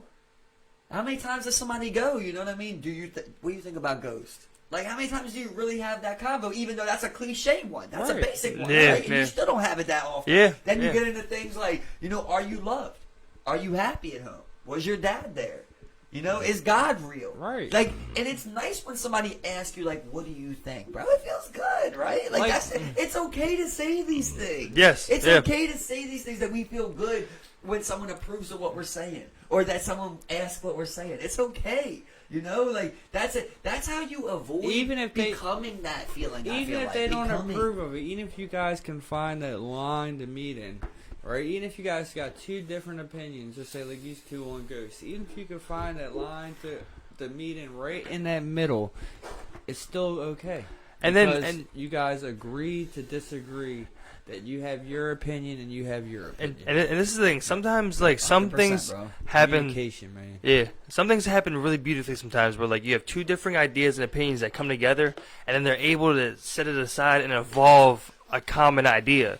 You know, they're able to evolve it, take things from like, okay, well, he brings this information to me. I'm just saying, oh, that was proven false, and he's just like, no, that wasn't. And like we go back and forth, and like we eventually really figure out the answer of like whether it's true or not. We're not identifying ourselves to this idea of like, oh, I'm correct all the time. He's correct all the time. Like it's not. Once we work off that basis that not one single person has the correct answer all the time and not always the right direction, then like we could be open to this, taking bits and pieces of this idea and getting a better direction. I feel like a lot of people have a self-blame problem where they cannot blame themselves for a lot of the problems. So that conflicts that a lot because if you want to give my opinion on you, if you think that you don't do it wrong, and I'm telling you that you're doing it wrong, I'm looked at as a bad guy there because it happens a lot between men and women as well. Like a man will tell a woman how he feels per se, and then the women will act like they understand, but realistically, they're still going to do what the woman wants to do. But yeah, I mean both sides on there. Or a man, yeah. Flip-flop. So now, I'm using it because I'm a man. This is great that we're talking about all this because like it really does build up like the fundamentals of what I'm saying when you look at people, right? So like we started with you want somebody to be a good person, like that's what I'm looking for. And then you brought up like you want somebody to be open, right? Open to changing their perception. And then I think you're saying the third one right there, which is accountability, bro. Yeah. That's like when you get those three things right there, a good person that's open-minded and takes accountability. Now all I need is work ethic. Yeah. I get work ethic, bro. We're talking about a person that, like, now you're building a different level of rapport. Like how you're talking about now I can be harder on you, right? We're gonna be able to skip so many stages here if we just play it this way, Can you be accountable and not work hard? Because if you're accountable, then you're accountable for your part, and I mean, if you couldn't stand seeing someone work more than you, you'd be like, "What the fuck am I doing?" Just like he's working more than me, and I'm gonna work more than him. It's like that's when you're accountable like that. You're gonna work hard. That's not what I mean. I'm saying like when somebody does something wrong, instead of taking the blame, right? So instead of being like, "Okay, I did that. This is what I can do to change it," I'm like self-conflicted back to you. So again, I use relationship for big time in this one. If say you tell your girl what you think she's doing wrong, right, or vice versa, she's telling you what you think you're doing wrong. If you think you're doing it right, it's hard. It's hard. But take what she's saying because then you're gonna be like, well, I'm doing this because you did that. Right, and that's spiteful though. But if you look at it on a base level of, do you love her? Do you respect her mind? If you're saying both of these things, right, then you have to respect the opinion. But it's common, just not just relationship. It's common everywhere. At work, bro. Yeah. And this, I'll tell you, like one of my biggest flaws is that when that occurs, I usually am not good at processing it. I have to go home and I'll think about the convo I had, and it'll replay in my head how it played out, and I'll go, "Damn, I was one-sided." Even though I am an open person who can see both sides. The way that convo played out, I really was on my one side. And this person was making a counter argument that I downplayed and I said different things to. And I kind of regret it, but sometimes it takes me, I got to get out of that moment to process what happened. I think everybody's never done that, though. Like, I'm saying everybody does that. Like, if you be like, well, I'm doing it because of this. And that's what a lot of people tend to do. Instead of just be like, what can I do to fix this? They say, well, it's easier just to blame it on something else. So I think it brings us to like kind of like the next part of like the whole thing where like flaws. You know, like we are still human after all. You know, and we still make mistakes, and we're still flawed beings at the end of the day, no matter how there's much nobody that doesn't perfection we make a want to strive mistake. for. So, like, you know, you're gonna misstep. You're gonna be, you know, reactive. You know, when you should have been proactive. You know, you're gonna do things wrong in life. You're gonna make missteps in relationships. You're gonna handle things, and you're gonna fumble with it. It's kind of like all about like the human experience. It's all about like the learning and being more like self-aware and just trying to like be aware of like your effect on relationships, how people respond to things, and like how much pull you really have in like the universe and on the earth. Sure, you know, bro. like really like how you can really touch things out here. Well, I mean, like it hurts me a lot, bro, when I hurt people. Like it kills me, man. I do not like hurting people. I don't like making people feel weird. Yeah. I don't like making people feel awkward or doubt themselves. You know, so whenever that happens, it's like I hate when you build a bond with somebody and then you lose it. I hate it, bro. It's like, man, it sucks every single time. But are you gonna allow the same thing to continue out? You know, like if somebody's using you, are you supposed to just be the good person every time and let somebody use you? It's so hard. You know, Being in that boat, it's so hard. bro. You know what I mean? I know what you mean. cut a bunch. Like, in all honesty, bro. Where Like, I've got, attention's you know, so thick, you cut it with a knife. bro, I got both my parents blocked at this point on Facebook. You know what I mean? Like, just complete separation from 10 plus people that I can think of. And it's like, it's not like every day you're just like, oh man, fuck these people. Like, it sucks. You know, you build bonds with these people. You want to love them. But if they're not doing right by you, bro, if they're disregarding your opinions, they're using you, like, you've got to make this call for yourself. You know, whoever it is, a friend, a family, a stranger, a job, you've got to make that call. You got to make that call to separate yourself, man. Being disrespected by a boss, there's another place that'll hire you. There's a lot of people who are just like, you know, scared of like the upfront confrontation of the whole thing. You know, like it's a complete disruption. Like, you know, it's something that like no one wants to do. But you know, the healthy thing to do sometimes is to like, you know, like nut up, like, you know, gut up and like really like hold it and like get it done and rip the Band-Aid off. Like, but then you're like the person that, you know, is the one that said it, basically. I'm the one that's too stern. Like, that's how I chase a lot of people away, because I'm too honest. And a lot of people don't like that. Yeah, but I mean, Like that's like, we're always biased how we see things, right? And So that's like, what I was all saying. of us would probably say we're honest ones, but somebody would tell us we're rude. Somebody else would be like, you were rude to me. I've been told I'm an asshole, rude, all that. But it's just honesty. And the truth hurts But a lot. it does. But at the same time, like, is that who we want to be? Is that who you want to be? Do you want to be an asshole? I mean, truthfully, yeah. You want to be an asshole. You want people to see you as an asshole. Truthfully. Why? Because it's less people that I have to deal with. Yeah, but no good person is going to meet an asshole and say, I want to be around this person. That's what I'm looking for. Why would you not want to meet good people? Because it comes to an extent where it's too many people is not a good thing. Okay, would you say you have too many good people? Who, me? Yeah. No. So you're looking for good people. Do I go out to events looking for new friends? No. You don't, but right now, like... So if you tell me you're going to a party right now, right? Listen, if you're telling me you're going to a party, the first thing I'm going to say to you is who's going to be there? That's the first question I'm going to ask you. And as soon as you start naming names, once that list gets over a certain number, it might not even be a name. Okay. It just be a certain number. I'm not going. That's fair, but like if I hit you up and I'm like, bro, come over to my house right now. I got 2 people. you ain't even know Grant and Craig.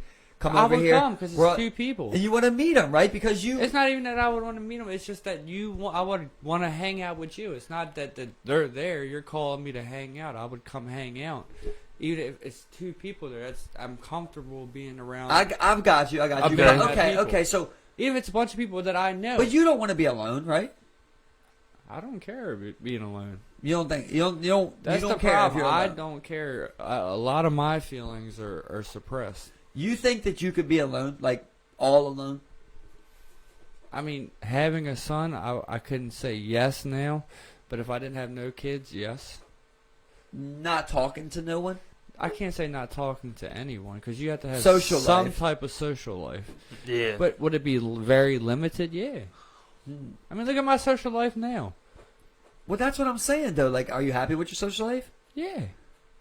Okay, I'm personally, I'm not happy with my social life. I mean, I have a lot of friends. It's not The like I friends don't talk that to I people. have that I talk to, I know genuinely care for me.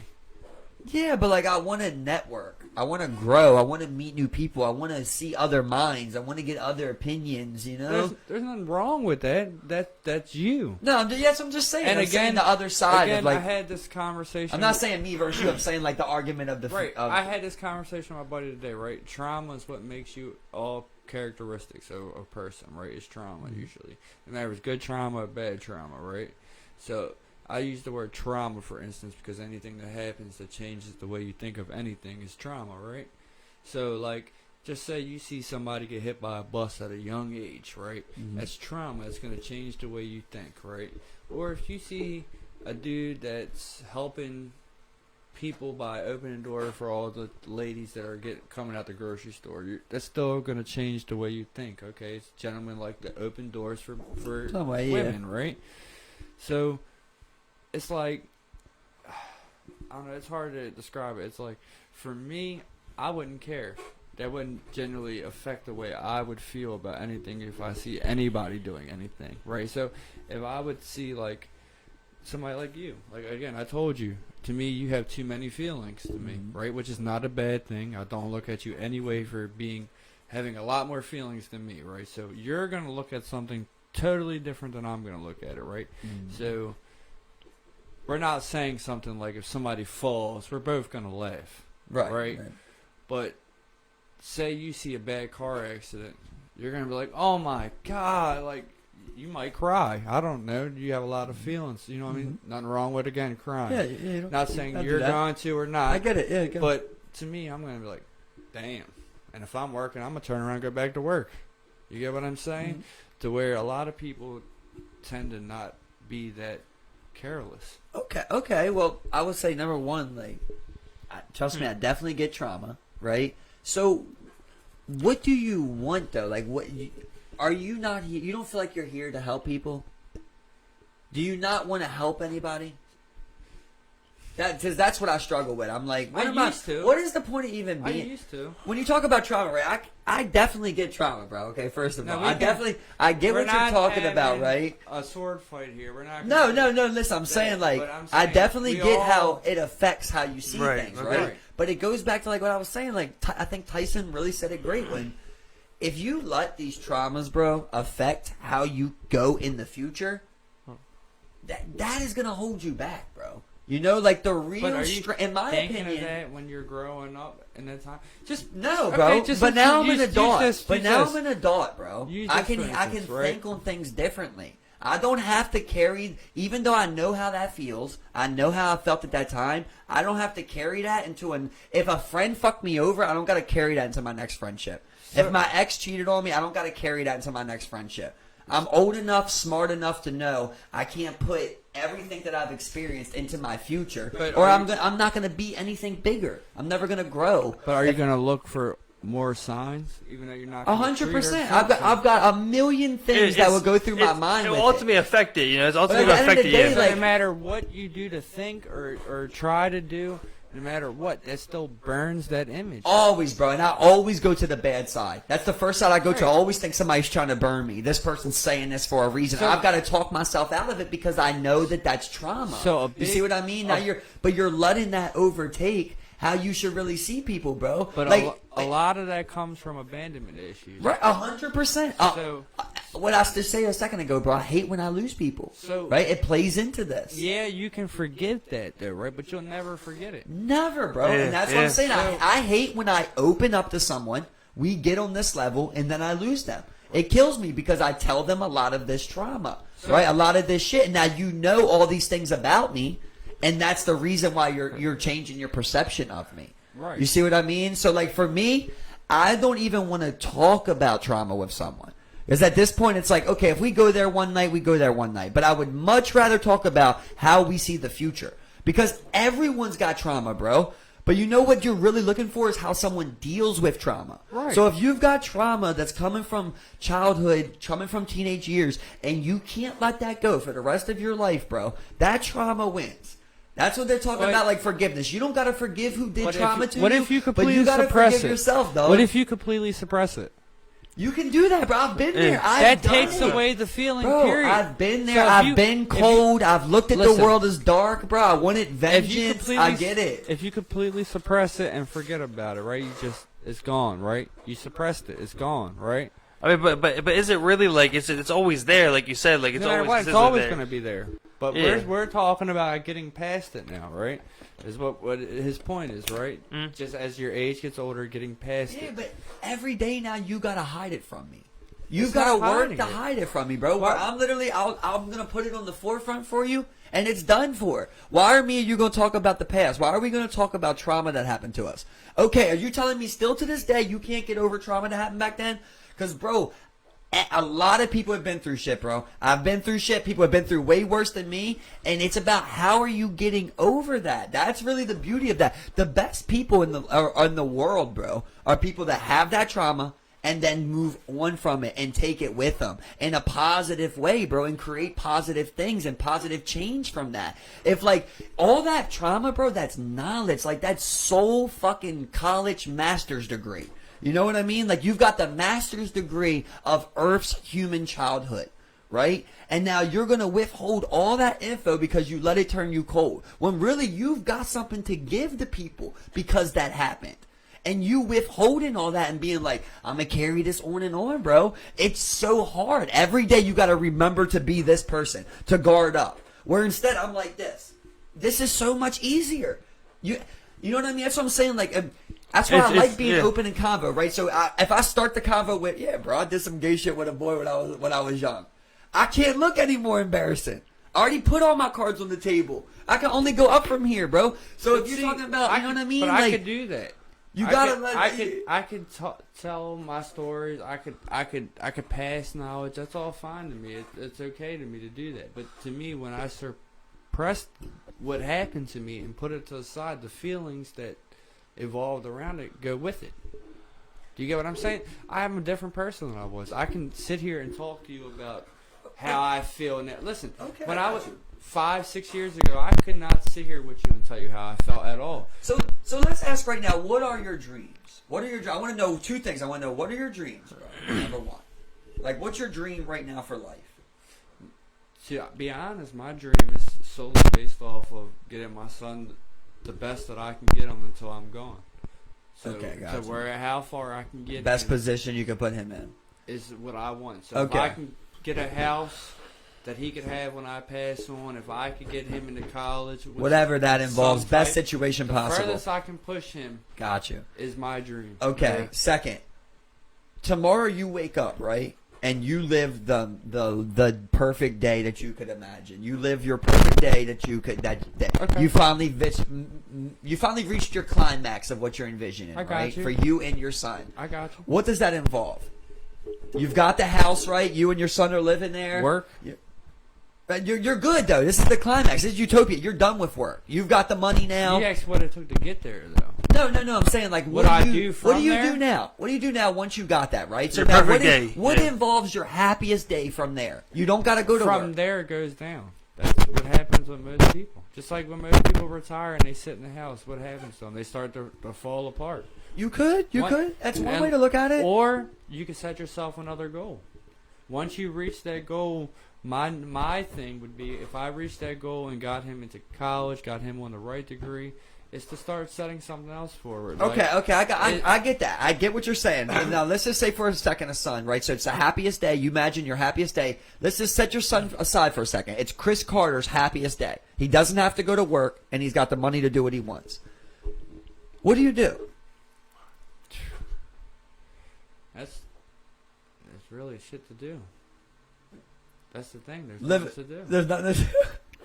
Right? Like, let's be honest. But- Like, see, me again. You're asking me. My personal opinion, like, things don't make me happy. Right. Do you got hobbies?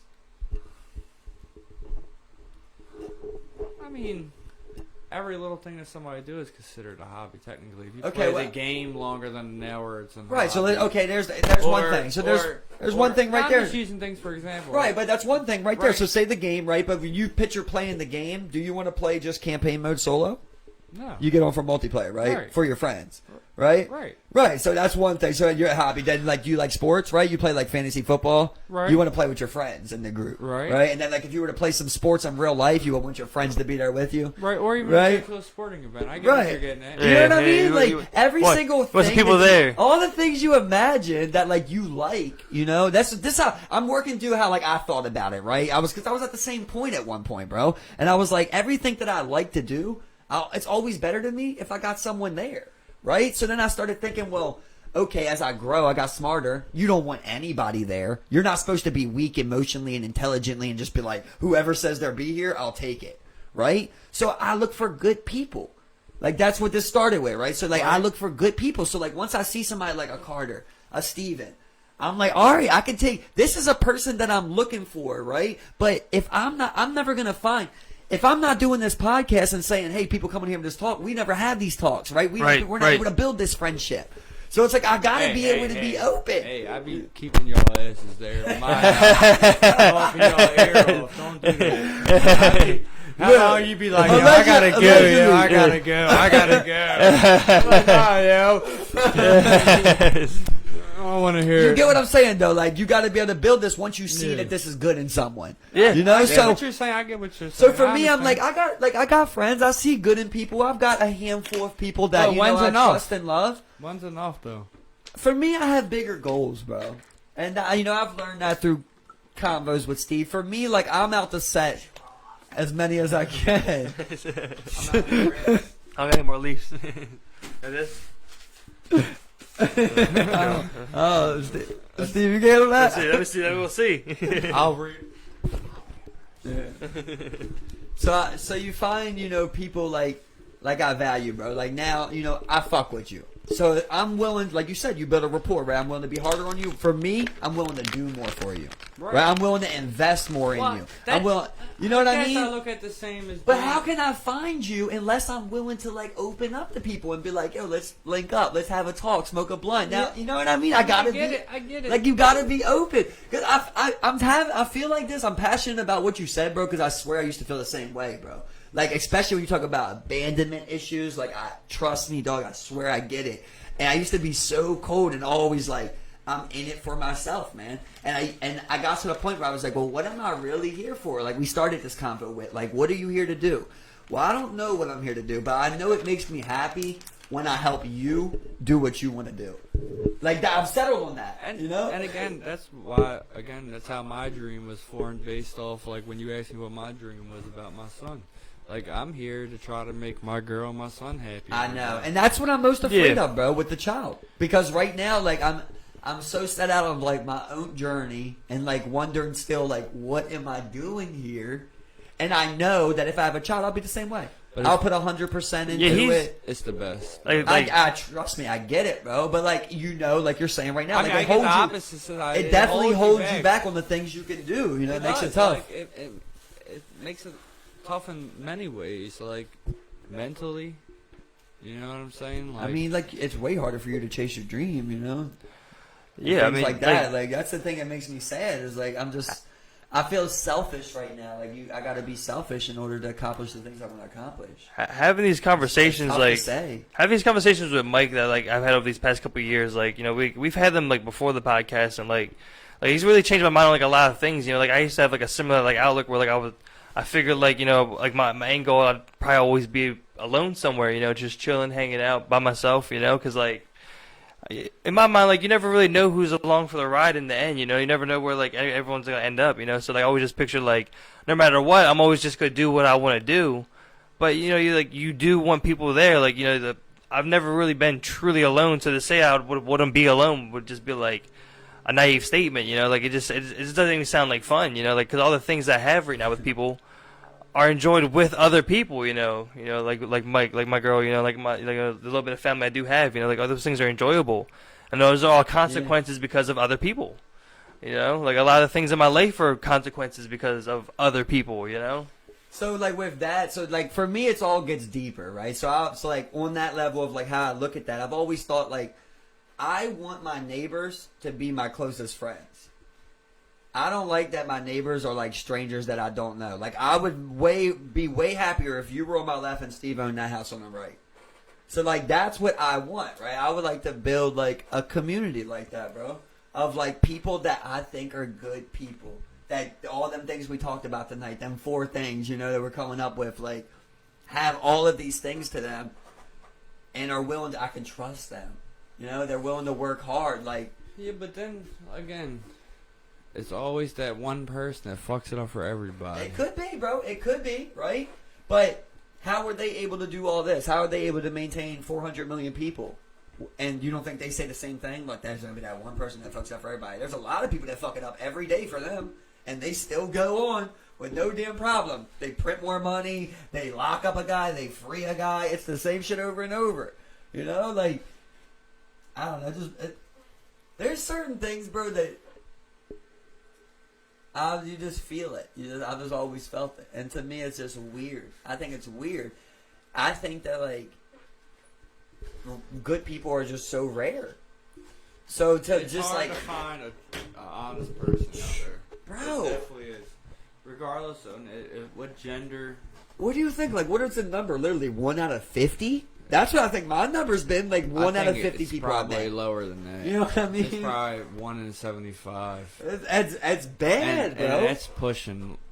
Talking about, you know, somebody that you can trust and all of these other things that are involved. Someone you can just be straight genuine with. Yeah, bro. I mean, it's just so rare. So when I see that, like, it's tough for me, man. Then you talk about, like, abandonment issues, you know? That's what it really gets. They're the worst. Like, even, like, me and Steve were having a talk the last time, and he's like, yeah, you know, like, we've got this friendship, but, like, you know, I go do this, you go do this. And just, like, it breaks my heart thinking about it, bro. Because I see how few good people there are, you know? So I'm always like, man, like, what happens if all the good people I know go other places? Like, like, that's what's scary about going out there by yourself, right? Like, I picture eventually leaving, just heading out there. It's like, you don't know if you're going to meet good people. People are bad, too. It's scary. So then you meet this good person that cares about you and, you know, you trust. Look at that, I don't want to say her name wrong, but look at that black chick that just went to Mexico with her friends. Oh yeah, her name was I think Shanquella. Yep, that's yeah, it. Shanquella. I seen it. I hear about it. She went there and fucking her friends called her mom and told her mom she died from alcohol poisoning. Right, and then they did an autopsy and found she had like spine damage and something else. But then all of a sudden, here comes this video pops up of her friend beating her up inside the hotel room. Oh my god, it's already giving me chills. So now I hate these stories. I think the autopsy was that she had a broken neck and a fractured spine. Yeah, it was something crazy, and then she fucking. The same people that called her mom told her that she died from alcohol poisoning were the same ones in there recording the video. So they're going to jail then for that. Well, they're trying to, but it happened in a different country, so. Right. True. It's like. Yeah, that's funny. It happened down in Cabo, in Mexico. Yeah, that's where that kind of reminds me of the one girl. You remember that one girl that was super drunk in the hotel? Chicago? And she went in that freezer? Yeah. Nobody never got charged with that, bro. That was a scary one. I hate watching those ones, bro. Yeah. They scare me, man. And you're watching those videos, yeah. Those CCTVs. There's another one. Oh my god, we're talking about chills. There's one that I know you guys probably haven't seen, but it was a famous case about another black girl too, which is sad because it seems to be a running thing here. And she had got locked up and was like saying crazy shit in the cell, and they let her out in the middle of the night. And that cop left at the same time. Mm-hmm. You remember that, bro? I might have even showed you. Yeah, I remember that. You showed me that video. You sent me that video, yeah. Bro, this video is like, man, I'm talking about chills, bro. Like, this shit is scary, bro. Like, she's clearly got something going on with her. She goes to, like, a coffee shop or a library. She's, like, on a computer talking to herself like this and shit. And then, like, she ends up walking down the street getting booked for something. They take her to the jail. They show her in the jail. She's, like, walking like a demon, bro, like saying crazy shit, and then they can't hold her, so they let her out at like 2 a.m. on the middle of this mountain in California at this jail. And as soon as she's leaving, a cop drives out too. Cop says he never seen her, basically, but she ended up never making it home, getting found dead in the bushes, like way far down the mountain. And like the last image they got is her walking away from that police station, and then that cop driving away, and never got solved neither, bro. Those ones are terrifying, bro. Like bad people. That's crazy. You see those when I was a kid, right? I'm sorry, I didn't mean to cut you off. When I was You're a good. kid, there was this dude that apparently was skimming work off of people from Turner Station, right? And he was skimming off the top every time I came in. And what they did was that these 3 dudes came to the house, right? And they came in the house and they took the wife, the wife's mother, the daughter, the daughter's friend, and the wife's sister, and killed them all execution style. Shot them in the head. I'm talking about this is like 12 houses up from me. Shoot them all in the head, leave them all there, bags on their head. Wait till the guy comes home and finds them. You know, you got all this camera crews out, all this shit happens. And then next thing you know, the dude comes up dead. The dude that all his family died.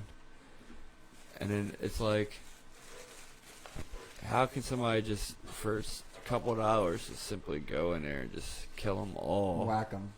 For just a couple of hours that they're not even making legally. Yeah. Like, it's all illegal, so it's I mean, just it like, happens all the time, though, bro. It's just crazy how it is. well, being young and just like, it's crazy because they left the door unlocked. We just went in there, and they fucking had the couches out back for days, put fucking holes through them, blood everywhere. Right.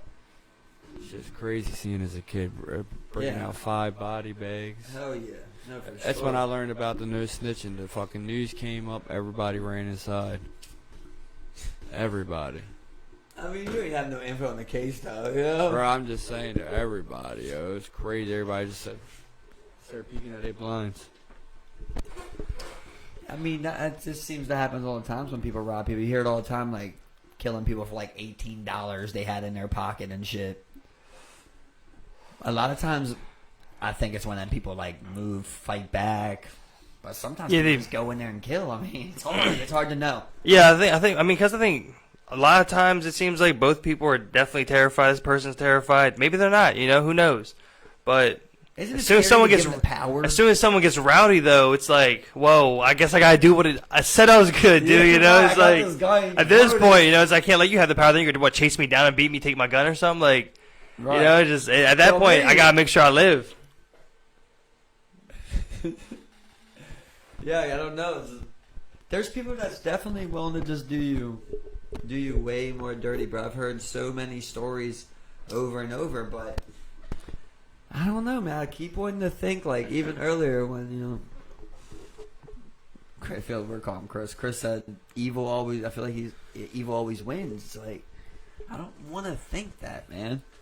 I'm already 5 women found killed in city homes. Suspects seen leaving Bel Air Edison area in gold Nissan Maximum. Victims believed related. Off-duty school officer fires at escaping car during later carjacking. When did this happen? 1999. Back in 99. 8 years old. Robbed them all, bro. For nothing. For some illegal money. Illegal money. It happens I'm all talking the- about bags over their head, duct tape, shot them in the head. That's what I'm saying. When you give that, as soon as somebody pulls it on you like that, like as soon as you give them the power, now it's up to them what they decide to do. What happens? Yeah, If you get down on your knees or something, you know, that's like, probably like one of like the ultimate fears of I just like know. having your power taken away from you like that. You know, like you just gotta get kind of like make that decision right now, like before it even happens, right? Like right now, you would have to make that decision for if it happened in the future.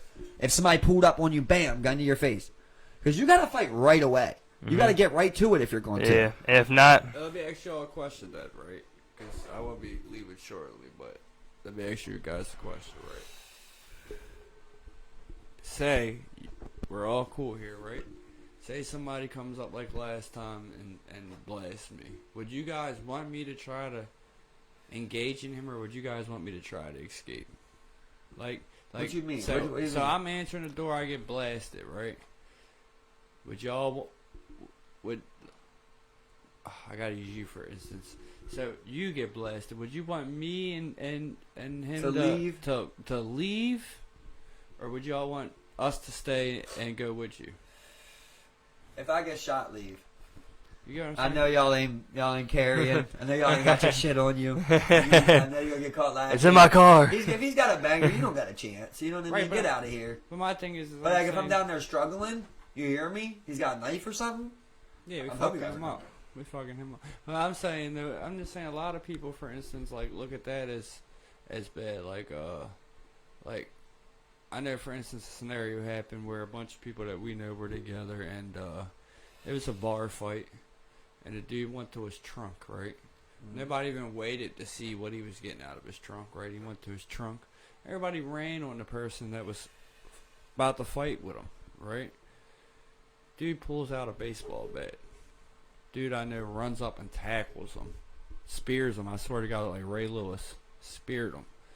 Bat goes flying. He beats him up. His dude's friends come out and start to help him. But all my buddies' friends are gone because they ran. They thought he was getting a gun. You know what I'm saying? That's and then now my buddy's looking at all of them different because That's a split second thing, man. they You know what I ran. mean? You know Yeah, what once I'm saying?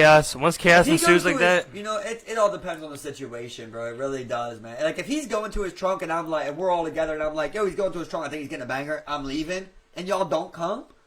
But What can I do, bro? I'm supposed to stay? But what if your man is right there in arm's reach of him, like arguing with him? Like that's the whole thing. Like if Steven's right there arguing with him, and the dude goes to pop his trunk, and you know Steven ain't getting. Even if he gets a gun, Steven ain't getting out of there. I see what he means, but, man, yo, I'm not carrying. You talking about I don't got a yeah, guy you don't on got me. nothing.